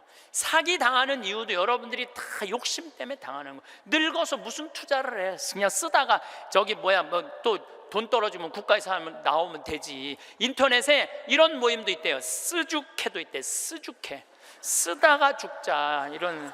무슨 투자를 해. 괜히 쓸데없이 조이팔한테 투자해갖고 돈 날리고 그러지 마시고 그냥 맛있는 거 먹고 경치 좋은 데 다니고 그렇게 쓰세요. 제가 10년 전에 53,000원 나올 때 여러분들한테 이렇게 얘기했어요. 앞으로 20만 원 받는 시대가 올 겁니다. 이제 20만 원 나왔죠? 제가 또 말씀드릴게요. 앞으로 10년 후에 여러분들 60만 원에서 70만 원 나와요. 왜? 우리나라하고 경제가 비슷한 나라들은 다 지금 노인연금이 60에서 70만 원 정도 다 나와요. 우리나라하고 경제가 비슷한 나라들은. 우리나라만 안 하고 있는 거예요. 우리나라만 노인들한테도 안 하고 경찰한테도 안 하고 뭐 청소하는 사람들 아주 돈 안 주는 거지. 이거 다 올라와야 돼. 그리고 지금 기업에 있는 돈들 다 세금으로 뺏어갖고 그 돈 힘든 사람들한테 다 나눠줘야지 선진국으로 가요. 선진국으로 가는 길 그 길밖에 없어요.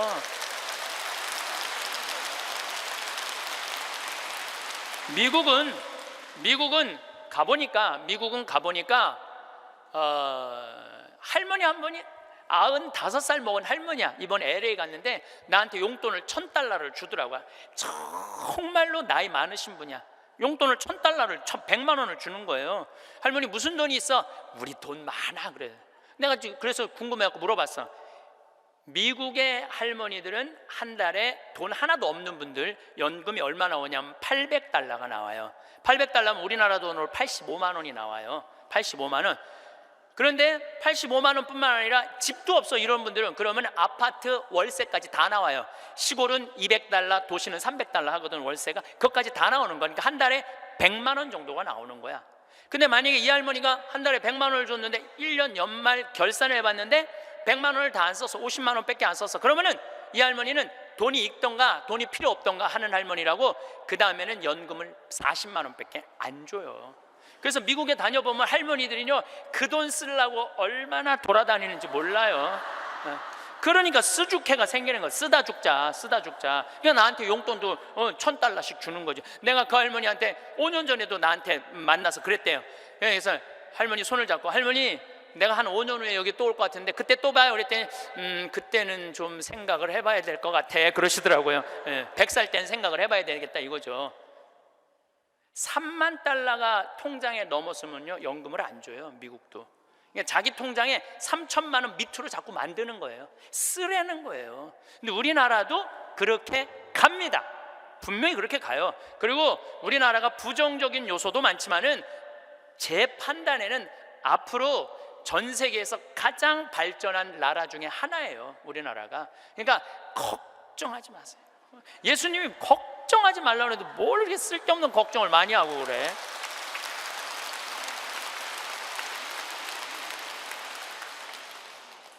자식한테 재산 물려주지 마시고 여러분들 쓰고 싶은 거 다 쓰세요. 여행 다니고 싶은 거 여행 다니고, 먹고 싶은 거 있으면 먹고, 없으면은 안 쓰면 되지. 없으면 안 쓰면 돼요. 근데 있는데도 못 쓰는 사람들한테 하는 얘기예요. 있는데도 못 쓰는 사람들한테, 못 쓰는 분들한테 하는 얘기예요. 이제는 부모 자식 사이에 효도는 없어요. 아까도 말씀드렸지만 사랑밖에 없어요. 사랑만 남는 거예요. 부모 자식이 어렸을 때 얼마나 사랑했느냐 사랑하지 않느냐에 따라서 늙어서 자식이 찾아오느냐 찾아오지 않느냐가 결정되는 거예요. 나는 우리 어머니 아버지를 참 잘 만났어요. 참 좋은 어머니, 좋은 아버지. 그 중에 어머니보다는 아버지를 잘 만난 것 같아요. 아버지를, 뭐 어머니도 좋지만 아버지는 그거보다 훨씬 좋아요. 훨씬. 난 어렸을 때 아버지하고 매일 미꾸라지 잡으러 다니고 메뚜기 잡으러 다니고 도토리 밤 주스러 다녔던 기억이 참 많아요. 그리고 시험만 우리는 시험 못 봤다고 혼났던 적이 한 번도 없어. 그런데 어쨌든 시험만 끝나면 아버지가 짜장면을 사서, 초등학교 때 우리는 항상, 나는 한 달에 한 번은 아버지하고 짜장면을 먹으러 갔어요. 내가 2년 전에 우리 형이 둘이거든요. 형들한테 이제 무슨 같이 놀면서, 나 어렸을 때 아버지가 시험 끝나면 꼭 짜장면을 사줬어. 나 막내라 그렇게 사줬는 것 같아. 그랬더니 형들이 그러는 거예요. 너도 먹었냐? 우리도 시험 끝나면 꼭 먹었는데? 그러더라고요. 생각해보니까 열받더라고요. 나는 한 달에 한 번 먹고 아버지는 한 달에 3번씩이나 먹었던가 생각을 해보니까. 그러니까 어렸을 때 미꾸라지도 어떻게 잡았느냐면은, 논에 보면 웅덩이 있죠, 옆에. 거기 물 다 퍼내. 아버지하고 바가지로 다 퍼내면 그 진흙 안에 미꾸라지 많아. 그럼 그거 탁 잡아다, 그 잡는 그 느낌이 얼마나 좋은지 몰라요. 미꾸라지가 진흙을 딱 잡으면은 미꾸라지가 꾸물쭉꾸물쭉하고 막 생기는 거 있잖아요. 우렁도 있고. 참 행복한 시절 보냈어요. 그러니까 이제 아버지를 생각하면은 참 마음이 따뜻해요. 아버지를 생각하면. 근데 중학교 3학년 때 내가 옥상에서 밤에 담배를 피고 있는데 어험 소리가 들리더라고. 어험 소리가. 고개를 돌려보니까 아버지 뒷모습이야. 아버지가 내 담배 피는 걸 보고 내려가신 거예요. 너무 미안하더라고요. 왜냐하면 나는 손찌검 한번 하신 적 없는 아버지인데, 그 좋은 아버지한테 담배 피는 모습을 중학교 3학년 아들이 보였으니 얼마나 미안해요. 그냥 아버지 쳐다보기가 정말로 얼굴을 들을 수가 없었어요. 근데 아버지가 하루가 지나도 말이 없고 이틀이 지나도 말이 없는 거야. 일주일이 지났는데도 말이 없으신 거예요. 그래서 난 이렇게 생각했어요. 깜깜해서 못 보셨나 보다. 이렇게 생각을 했어요.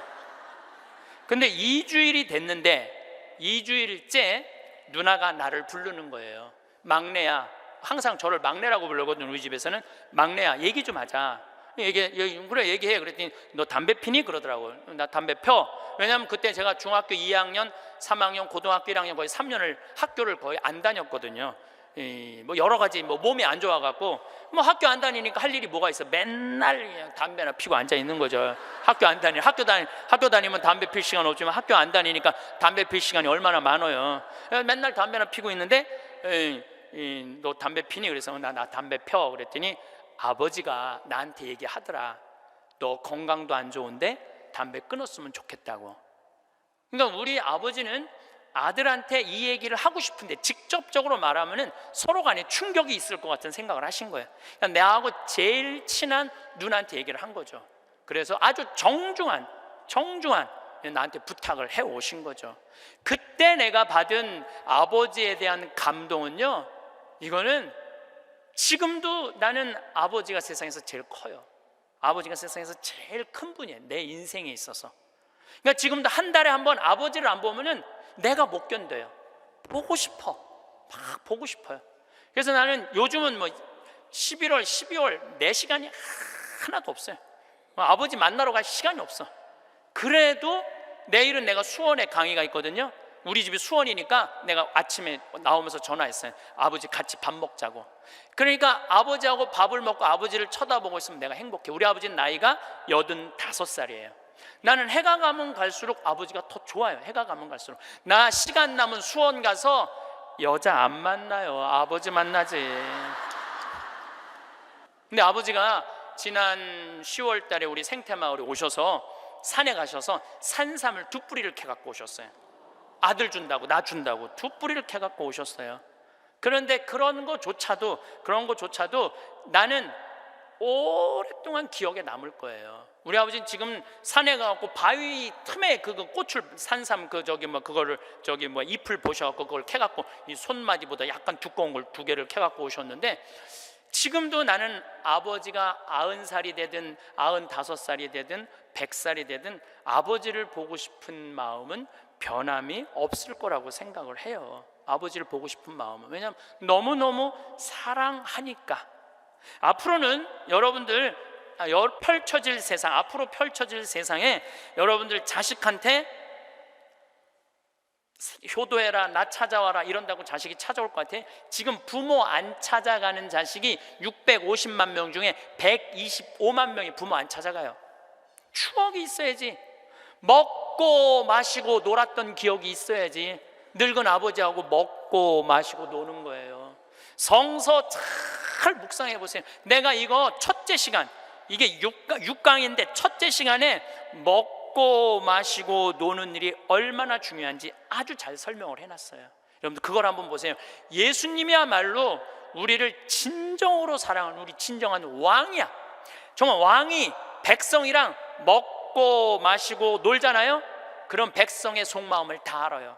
백성을 위로할 수 있는 거예요. 그러니까 우리의 왕이야말로, 요즘 대림절 지내시죠? 우리의 왕이야말로 진정한 왕이에요. 우리랑 먹고 마시고 노니까. 왕이 나하고 먹고 마시고 놀면 여러분 가슴 설레지 않아요? 우리나라 지금 우리나라 지금 대통령이 백성들하고 여러분들하고 매일 먹고 마시고 놀면서 여러분들 속사정 이해해 준다 그러면은 그 대통령한테 목숨 바칠 것 같아, 안 바칠 것 같아? 대통령이 나하고 지금 청와대에서 와갖고 여러분들하고 여기 명동에서 같이 매일 먹고 마시고 놀면 목숨 바칠 것 같아, 안 바칠 것 같아요? 바치죠? 예수님한테 왜 여러분 예수님한테 목숨 바치는 분들이죠? 우리의 임금이야말로 진정한 킹 오브 킹, 왕 중의 왕이다. 저는 요즘 이 먹고 마시고 노는 거 묵상하면서 예수님을 더 사랑하게 됐어요. 참 좋으신 분이에요. 해리 리버맨이라는 할아버지가 있어요. 이 할아버지는 나이가 몇 살이냐면은 104살에 돌아가셨어요. 미국, 원래는 유태인이야. 폴란드에서 너무너무 가난하게 살다가 어디로 갔느냐면은 미국으로 이민을 갔어. 가갖고 뭐 정말 일을 많이 했어. 제조업도 하고. 근데 이제 77살에 은퇴를 했어요. 돈도 많이 벌고. 그래갖고 이제 미국에도 노인정이 있어요. 매일 노인정에 가갖고 할 일이 없으니까 맨날 체스를 뒀어요. 근데 81살에 같이 체스 두던 친구가 아파갖고 안 나와갖고 하루 종일 멍 때리고 있는데, 거기에 자원봉사자가 할아버지 친구 안 나왔다고 하루 종일 가만히 앉아있지 말고 옆에 화실이 있는데 그 화실에 가서 그림 좀 공부 좀 해보고 그림 좀 그려보라고 그럽니다. 그랬더니 이 할아버지가 이런 말을 해요. 나는 태어나서 지금까지 단 한 번도 붓을 잡은 적이 없다. 먹고 살기 바쁜데 무슨 붓을 그리냐. 물감이 어떻게 생겼는지도 모르고 도화지, 캔버스가 어떻게 생겼는지도 모른다. 근데 내가 무슨 그림을 그리냐, 이 81살 나이에. 그래도 할아버지 한번 가서 구경이나 해보시라고. 그래서 할아버지를 살살 꼬셔서 화실에 갔어요. 근데 이 할아버지가 화실에 가서 붓을 보고 물감을 보고 캔버스를 보는 순간 어떤 생각이 들었느냐면은, 어렸을 때 폴란드의 그 아름다운 경치를 그리고 싶었던 거야. 그래서 붓을 들어 그림을 그리기 시작을 했어요. 근데 이 할아버지가 색깔을 조합하고 그림을 그리는데 프랑스의 샤갈이라는 화가보다도 그림을 더 잘 그리는 거야. 그래서 이 할아버지 별명이 미국의 샤갈이에요. 그래서 이 할아버지가 뭐 배울 것도 없어. 기본적인 몇 가지만 하고부터 전시회를 했는데 101살까지 전시회를 해요. 근데 101살까지 전시회를 하는데 나이 먹으면 보통 전시회하면은 동네에서 그런 식으로 하잖아요. 근데 이 할아버지는 그런 전시회가 아니야. 그런 전시회가 아니라 어떤 전시회냐면 미국의 모든 미술관이 와서 이 할아버지 그림을 소장하고 싶어서 경매를 할 정도로 유명한 전시회를 해요. 101살 때 20일에 전시회를 할 때 기자 400명이 모였대요. 기자들이 물어봤대요. 할아버지한테, 할아버지 어떻게 이렇게 20일에 걸쳐서 이 세계적인 그림을 그릴 수 있느냐고. 할아버지 대단하다고. 그랬더니 이 해리 리버맨이라는 할아버지가 이런 말을 해요. 나는 내 그림이 유명한지 안 유명한지 난 잘 모르겠다. 근데 나는 81살부터 101살까지 내 인생은 가장 찬란하고 가장 행복했다. 내가 이렇게 그림을 그리면서 내 101살까지 살 수 있었던 것은 내 인생의 최대의 축복이다. 그리고 이 할아버지는 104살에 세상을 떠나세요. 여기 계신 모든 분들 지금 안에 재능이 있을 것 같아요? 없을 것 같아요? 재능이 있어요. 지금 60, 70, 80 되신 분들도 재능이 다 있으세요. 오늘 아침에 잠깐 보니까 할머니들이 시집도 냈던데, 이 한글 배워갖고 시집도 냈어요. 그런데 참 내가 보기에는 그분들 대단한 분들이에요. 뭔가를 나이를 먹어도 77살에 시금치네라는 시를 썼는데 참 멋있더라고요. 여기 계신 여러분들도 지금 안에 다 있어요. 다 있으니까 난 다 살았다, 죽을 날만 기다린다, 제발 이러지 마세요. 또 나중에 할 생각도 하지 말고 언제 해? 지금 하세요. 지금 책도 사서 읽고 글도 쓰고. 저는 문인 등단하고 이번엔 펜팔 회원이 됐어요. 글 쓰는 펜팔 회원이 됐어요. 너무너무 재밌어요. 글 쓴다는 게. 그 펜팔, 내 국제 펜팔 회원이 된 이유는 그 펜팔 회에는 되게 노벨상 받은 사람을 초대해서 강의를 들어요. 그런 강의를 듣고 싶어서 내가 회원 거기 심사해 갖고 통과가 돼 갖고 했는데, 정말 저도 나이를 먹었고 글 공부를 하면서 하루하루가 너무너무 신이 나는 거예요. 여러분들도 사는 것처럼 사세요. 제발 자식들한테 전화하고 그러지 말고, 그것도 110살에 전화해갖고 너 왜 나 안 찾아오냐 이러지 마시고 여러분들의 인생을 사시기를 바라겠습니다. 오늘도 황창현 신부님의 행복 특강 잘 들으셨나요? 이어서 나이 들수록 들으면 도움이 되는 지혜의 말씀을 들려드리겠습니다. 성공에 집착하지 마라. 실패에서 배우는 점이 훨씬 많은 법이다. 출세했을 때보다도 벼슬에서 멀어졌을 때 더욱 큰 이룸이 있었다. 인생의 깨달음은 성공보다 실패에서 더 크게 배운다. 내가 하는 대로 남들은 나를 대접하기 마련이다. 내가 하기 싫은 것을 남에게 시키지 말고 내가 대접받고 싶은 대로 상대를 대우하며 내가 주고 싶은 물건이 있으면 나도 상대가 원하는 물건을 줘야 한다는 말이다. 윗사람이 나를 능멸하고 아래 것들이 농간을 부리는 것은 내가 그들에게 만만하게 보였기 때문이다.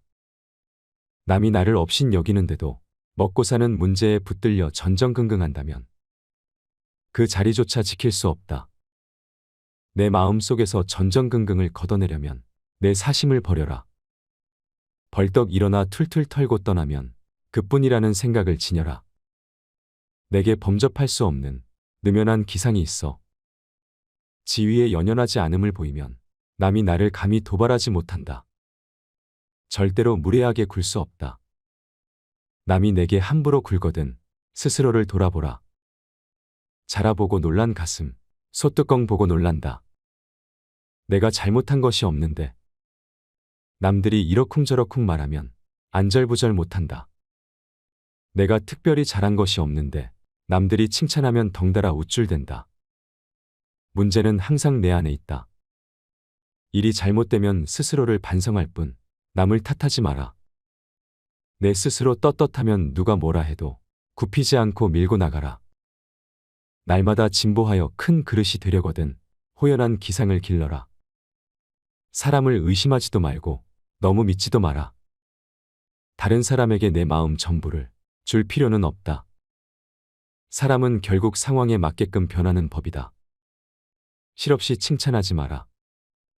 그저 실없이 칭찬하면 말이 무게를 잃는다. 근거 없이 비방하면 비난이 내게로 돌아온다.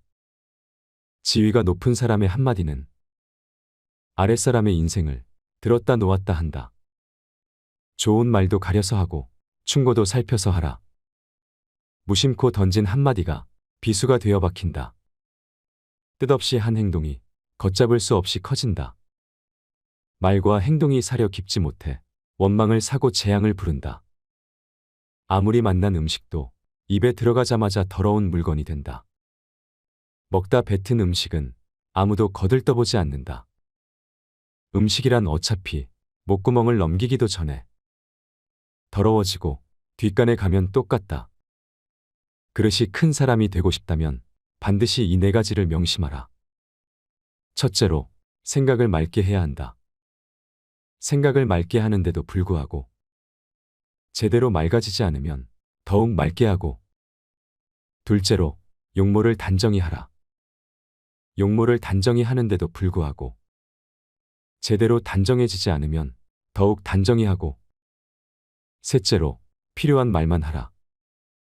말을 반드시 필요한 것만 말하되 말을 뱉은 다음 그것이 꼭 필요치 않은 것이었다 싶어지면 더욱 잔말을 줄이고, 넷째로, 무겁게 움직여라. 행동을 무겁게 하되 제대로 무거워지지 않으면 더욱 무겁게 하여 애써야 한다. 겸손은 사람을 머물게 하고 칭찬은 사람을 가깝게 하고 넓음은 사람을 따르게 하고 깊음은 사람을 감동케 하는 법이다. 경박함을 끊어라. 한두 끼 굶고 비쩍 마르거나 한 끼 배불리 먹고 금세 표가 나는 것은 천한 짐승들의 일이다. 상황의 작은 변화에 일희일비하는 것은 군자의 몸가짐이 아니다. 이랬다 저랬다 감정의 기복이 잦은 것은 내면의 수양이 그만큼 부족한 탓이다. 한치 앞을 내다보지 못한 채 들뜨고 가라앉지 마라. 세상을 다 얻은 양 날뛰지도 말고 세상이 다 끝난 듯 한숨 쉬지도 마라. 바람이 불어 흔들 수 있는 것은 표면의 물결뿐이다. 그 깊은 물속은 미동조차 않는다. 웅숭 깊은 속내를 지녀 경박함을 끊어라. 또한 말을 많이 하지 말며 격하게 화내지 마라. 자고로 옛부터 말 많은 것이 미덕으로 환영받는 경우는 없었다. 호랑이 입보다 사람의 입이 더 무섭다라는 말은 말 한마디로 많은 사람들이 다칠 수 있음을 경계한 말이다. 잘못 내뱉은 말들은 다시 주워 담을 수도 없으니 후에 반드시 내게 어떤 형태로도 돌아오는 것이다. 자기 안의 화를 다스릴 수 있어야 한다. 사람은 누구나 감정의 폭발을 억누르기 어려운 때가 있다. 그러나 한 가지 확실한 것은 흥분해서 자제력을 잃으면 그 분노는 자신의 몸을 망치는 도끼가 될 것임을 명심해야 한다. 흥분해서 자제력을 잃는다면 결코 그릇이 큰 사람이 되지 못하리라.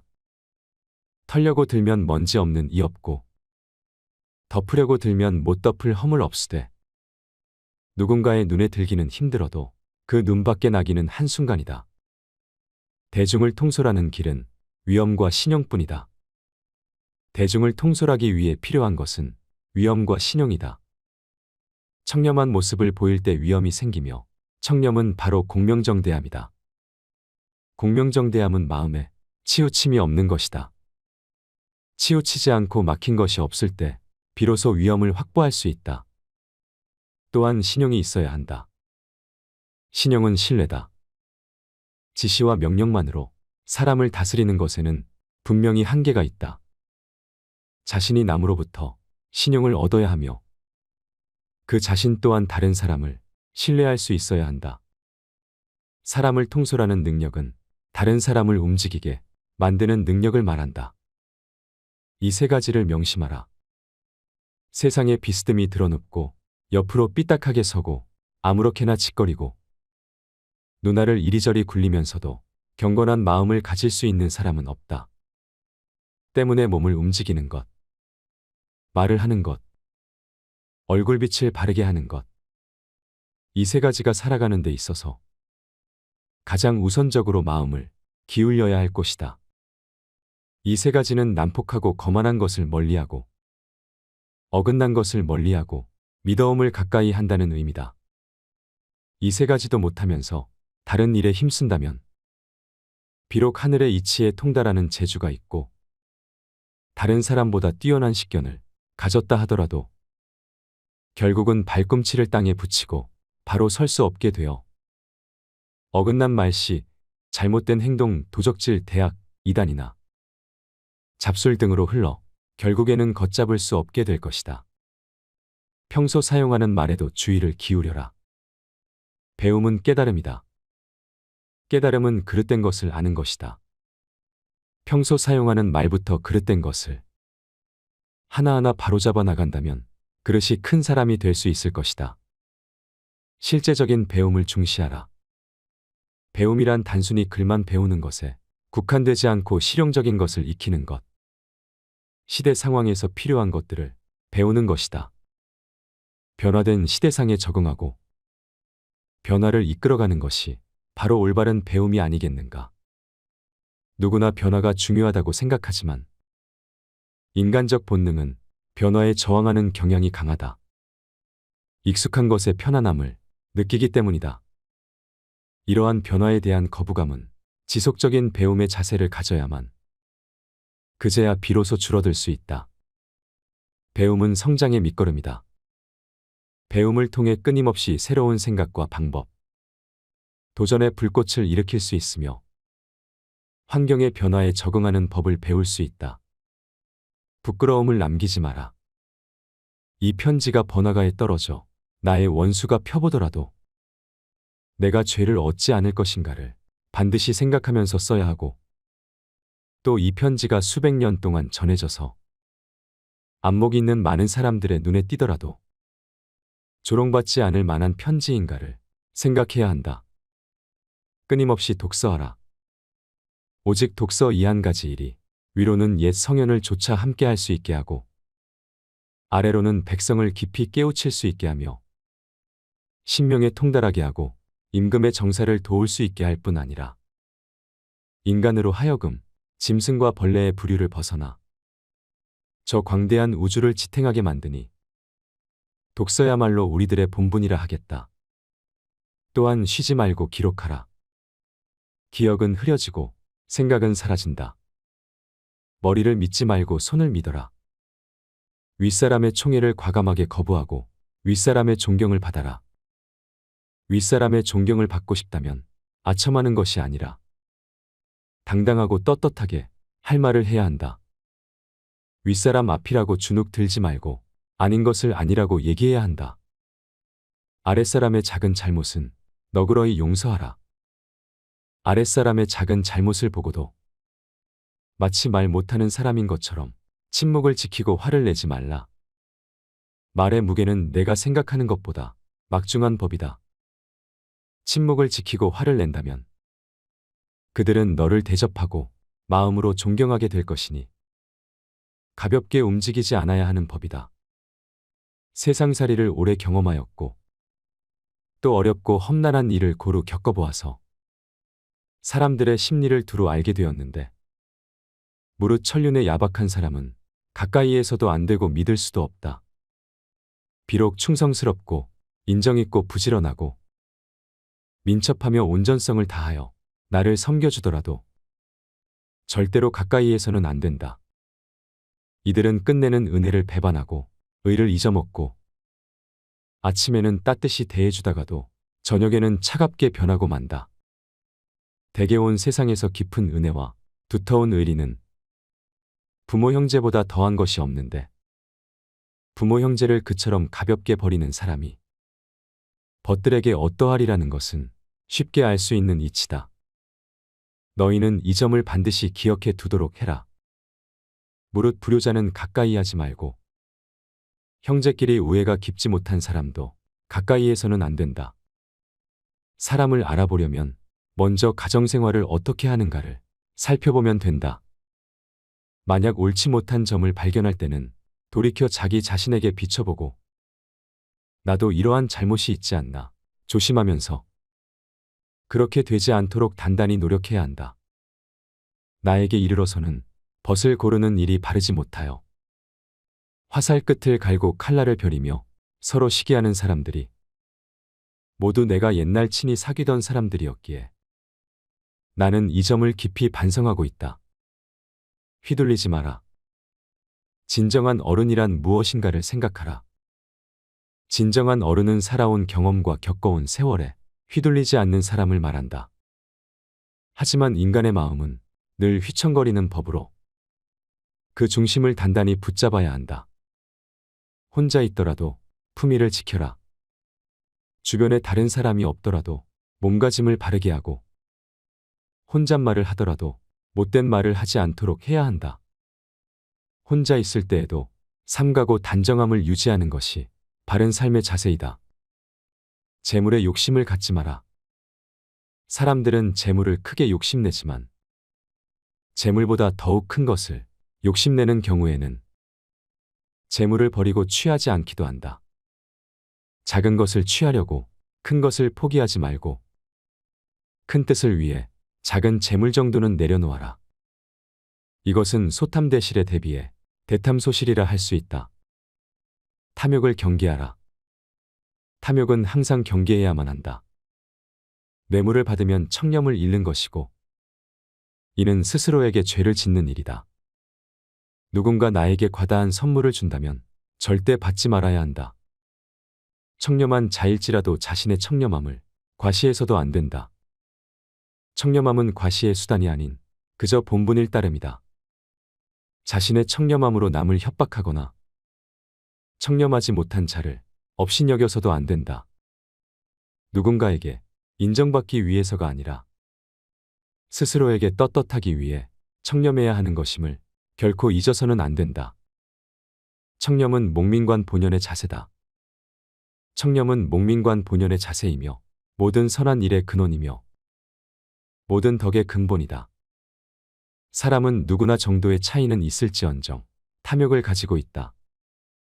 중요한 것은 탐욕적인 본성을 자꾸 씻어내고자 억제하는 노력이다. 이를 위해서는 사회 전체가 부정부패를 몰아내고자 하는 강한 의지가 있어야 한다. 목민관이 청렴하지 못하면 끝내 모두가 비참한 종말을 맞게 된다. 얄팍해지는 것을 경계하라. 옳지 못한 일은 결코 해서는 아니 된다. 천하에는 두 가지 큰 기준이 있는데 하나는 옳고 그름의 기준이요. 다른 하나는 이롭고 해로움의 기준이다. 옳은 것을 지켜서 이익을 얻는 것이 가장 높은 등급이요. 그 다음은 옳은 것을 지켜서 해를 받는 것이며 그 다음으로는 나쁜 것을 쫓아 이익을 얻는 것이며 가장 나쁜 등급은 나쁜 것을 쫓아서 해를 보는 것이다. 절약하되 널리 베풀어라. 남에게 베푸는 것만큼 보람 있는 일도 없다. 절약하기만 할 뿐 널리 베풀지 않으면 가까운 사람도 멀어지게 된다. 베풀기 위해서는 먼저 절약해야 한다. 비단 옷으로 치장하고 값비싼 말에 호사스러운 안장을 얹고 윗사람에게 아첨하고 권세자에게 뇌물을 바치는 비용이 하루에도 수만 양이 넘으니 친척이나 어려운 사람을 위해 베풀 여유가 어디에 있겠는가. 그러므로 절약해서 쓰는 것이야말로 즐겁게 베푸는 것의 근본이다. 베풀고 싶어도 가진 것이 아예 없어서 베풀지 못하는 사람도 있다. 그런 사람에 비하면 가진 것이 많다는 것은 복된 일이다. 남에게 베푸는 사람들의 공통점은 재산을 소중하게 알고 낭비하지 않지만 거기에 얽매이지는 않는다는 점이다. 그들은 돈을 위해 일하지 않고 돈이 자신의 삶을 위해 일하게 하는 사람이다. 이것을 명심해야 한다. 굳은 일도 기쁜 마음으로 행하라. 기쁜 마음은 자발적으로 나서는 마음이다. 자발성은 중요한 덕목이다. 자원하는 마음으로 행할 때 일을 기쁘게 할 수 있고 그래야 일의 능률도 크게 나타난다. 일이 재미있느냐 없느냐는 일 자체의 성격보다는 일에 임하는 태도에 달려있는 경우가 많다. 힘들고 어려운 일도 기쁜 마음으로 자원해서 솔선수범하여 행하게 되지만 억지로 하게 되면 소극적으로 시간이나 때우는 식이 될 때가 많기 때문에 일의 효과가 크게 나타나지 않는다.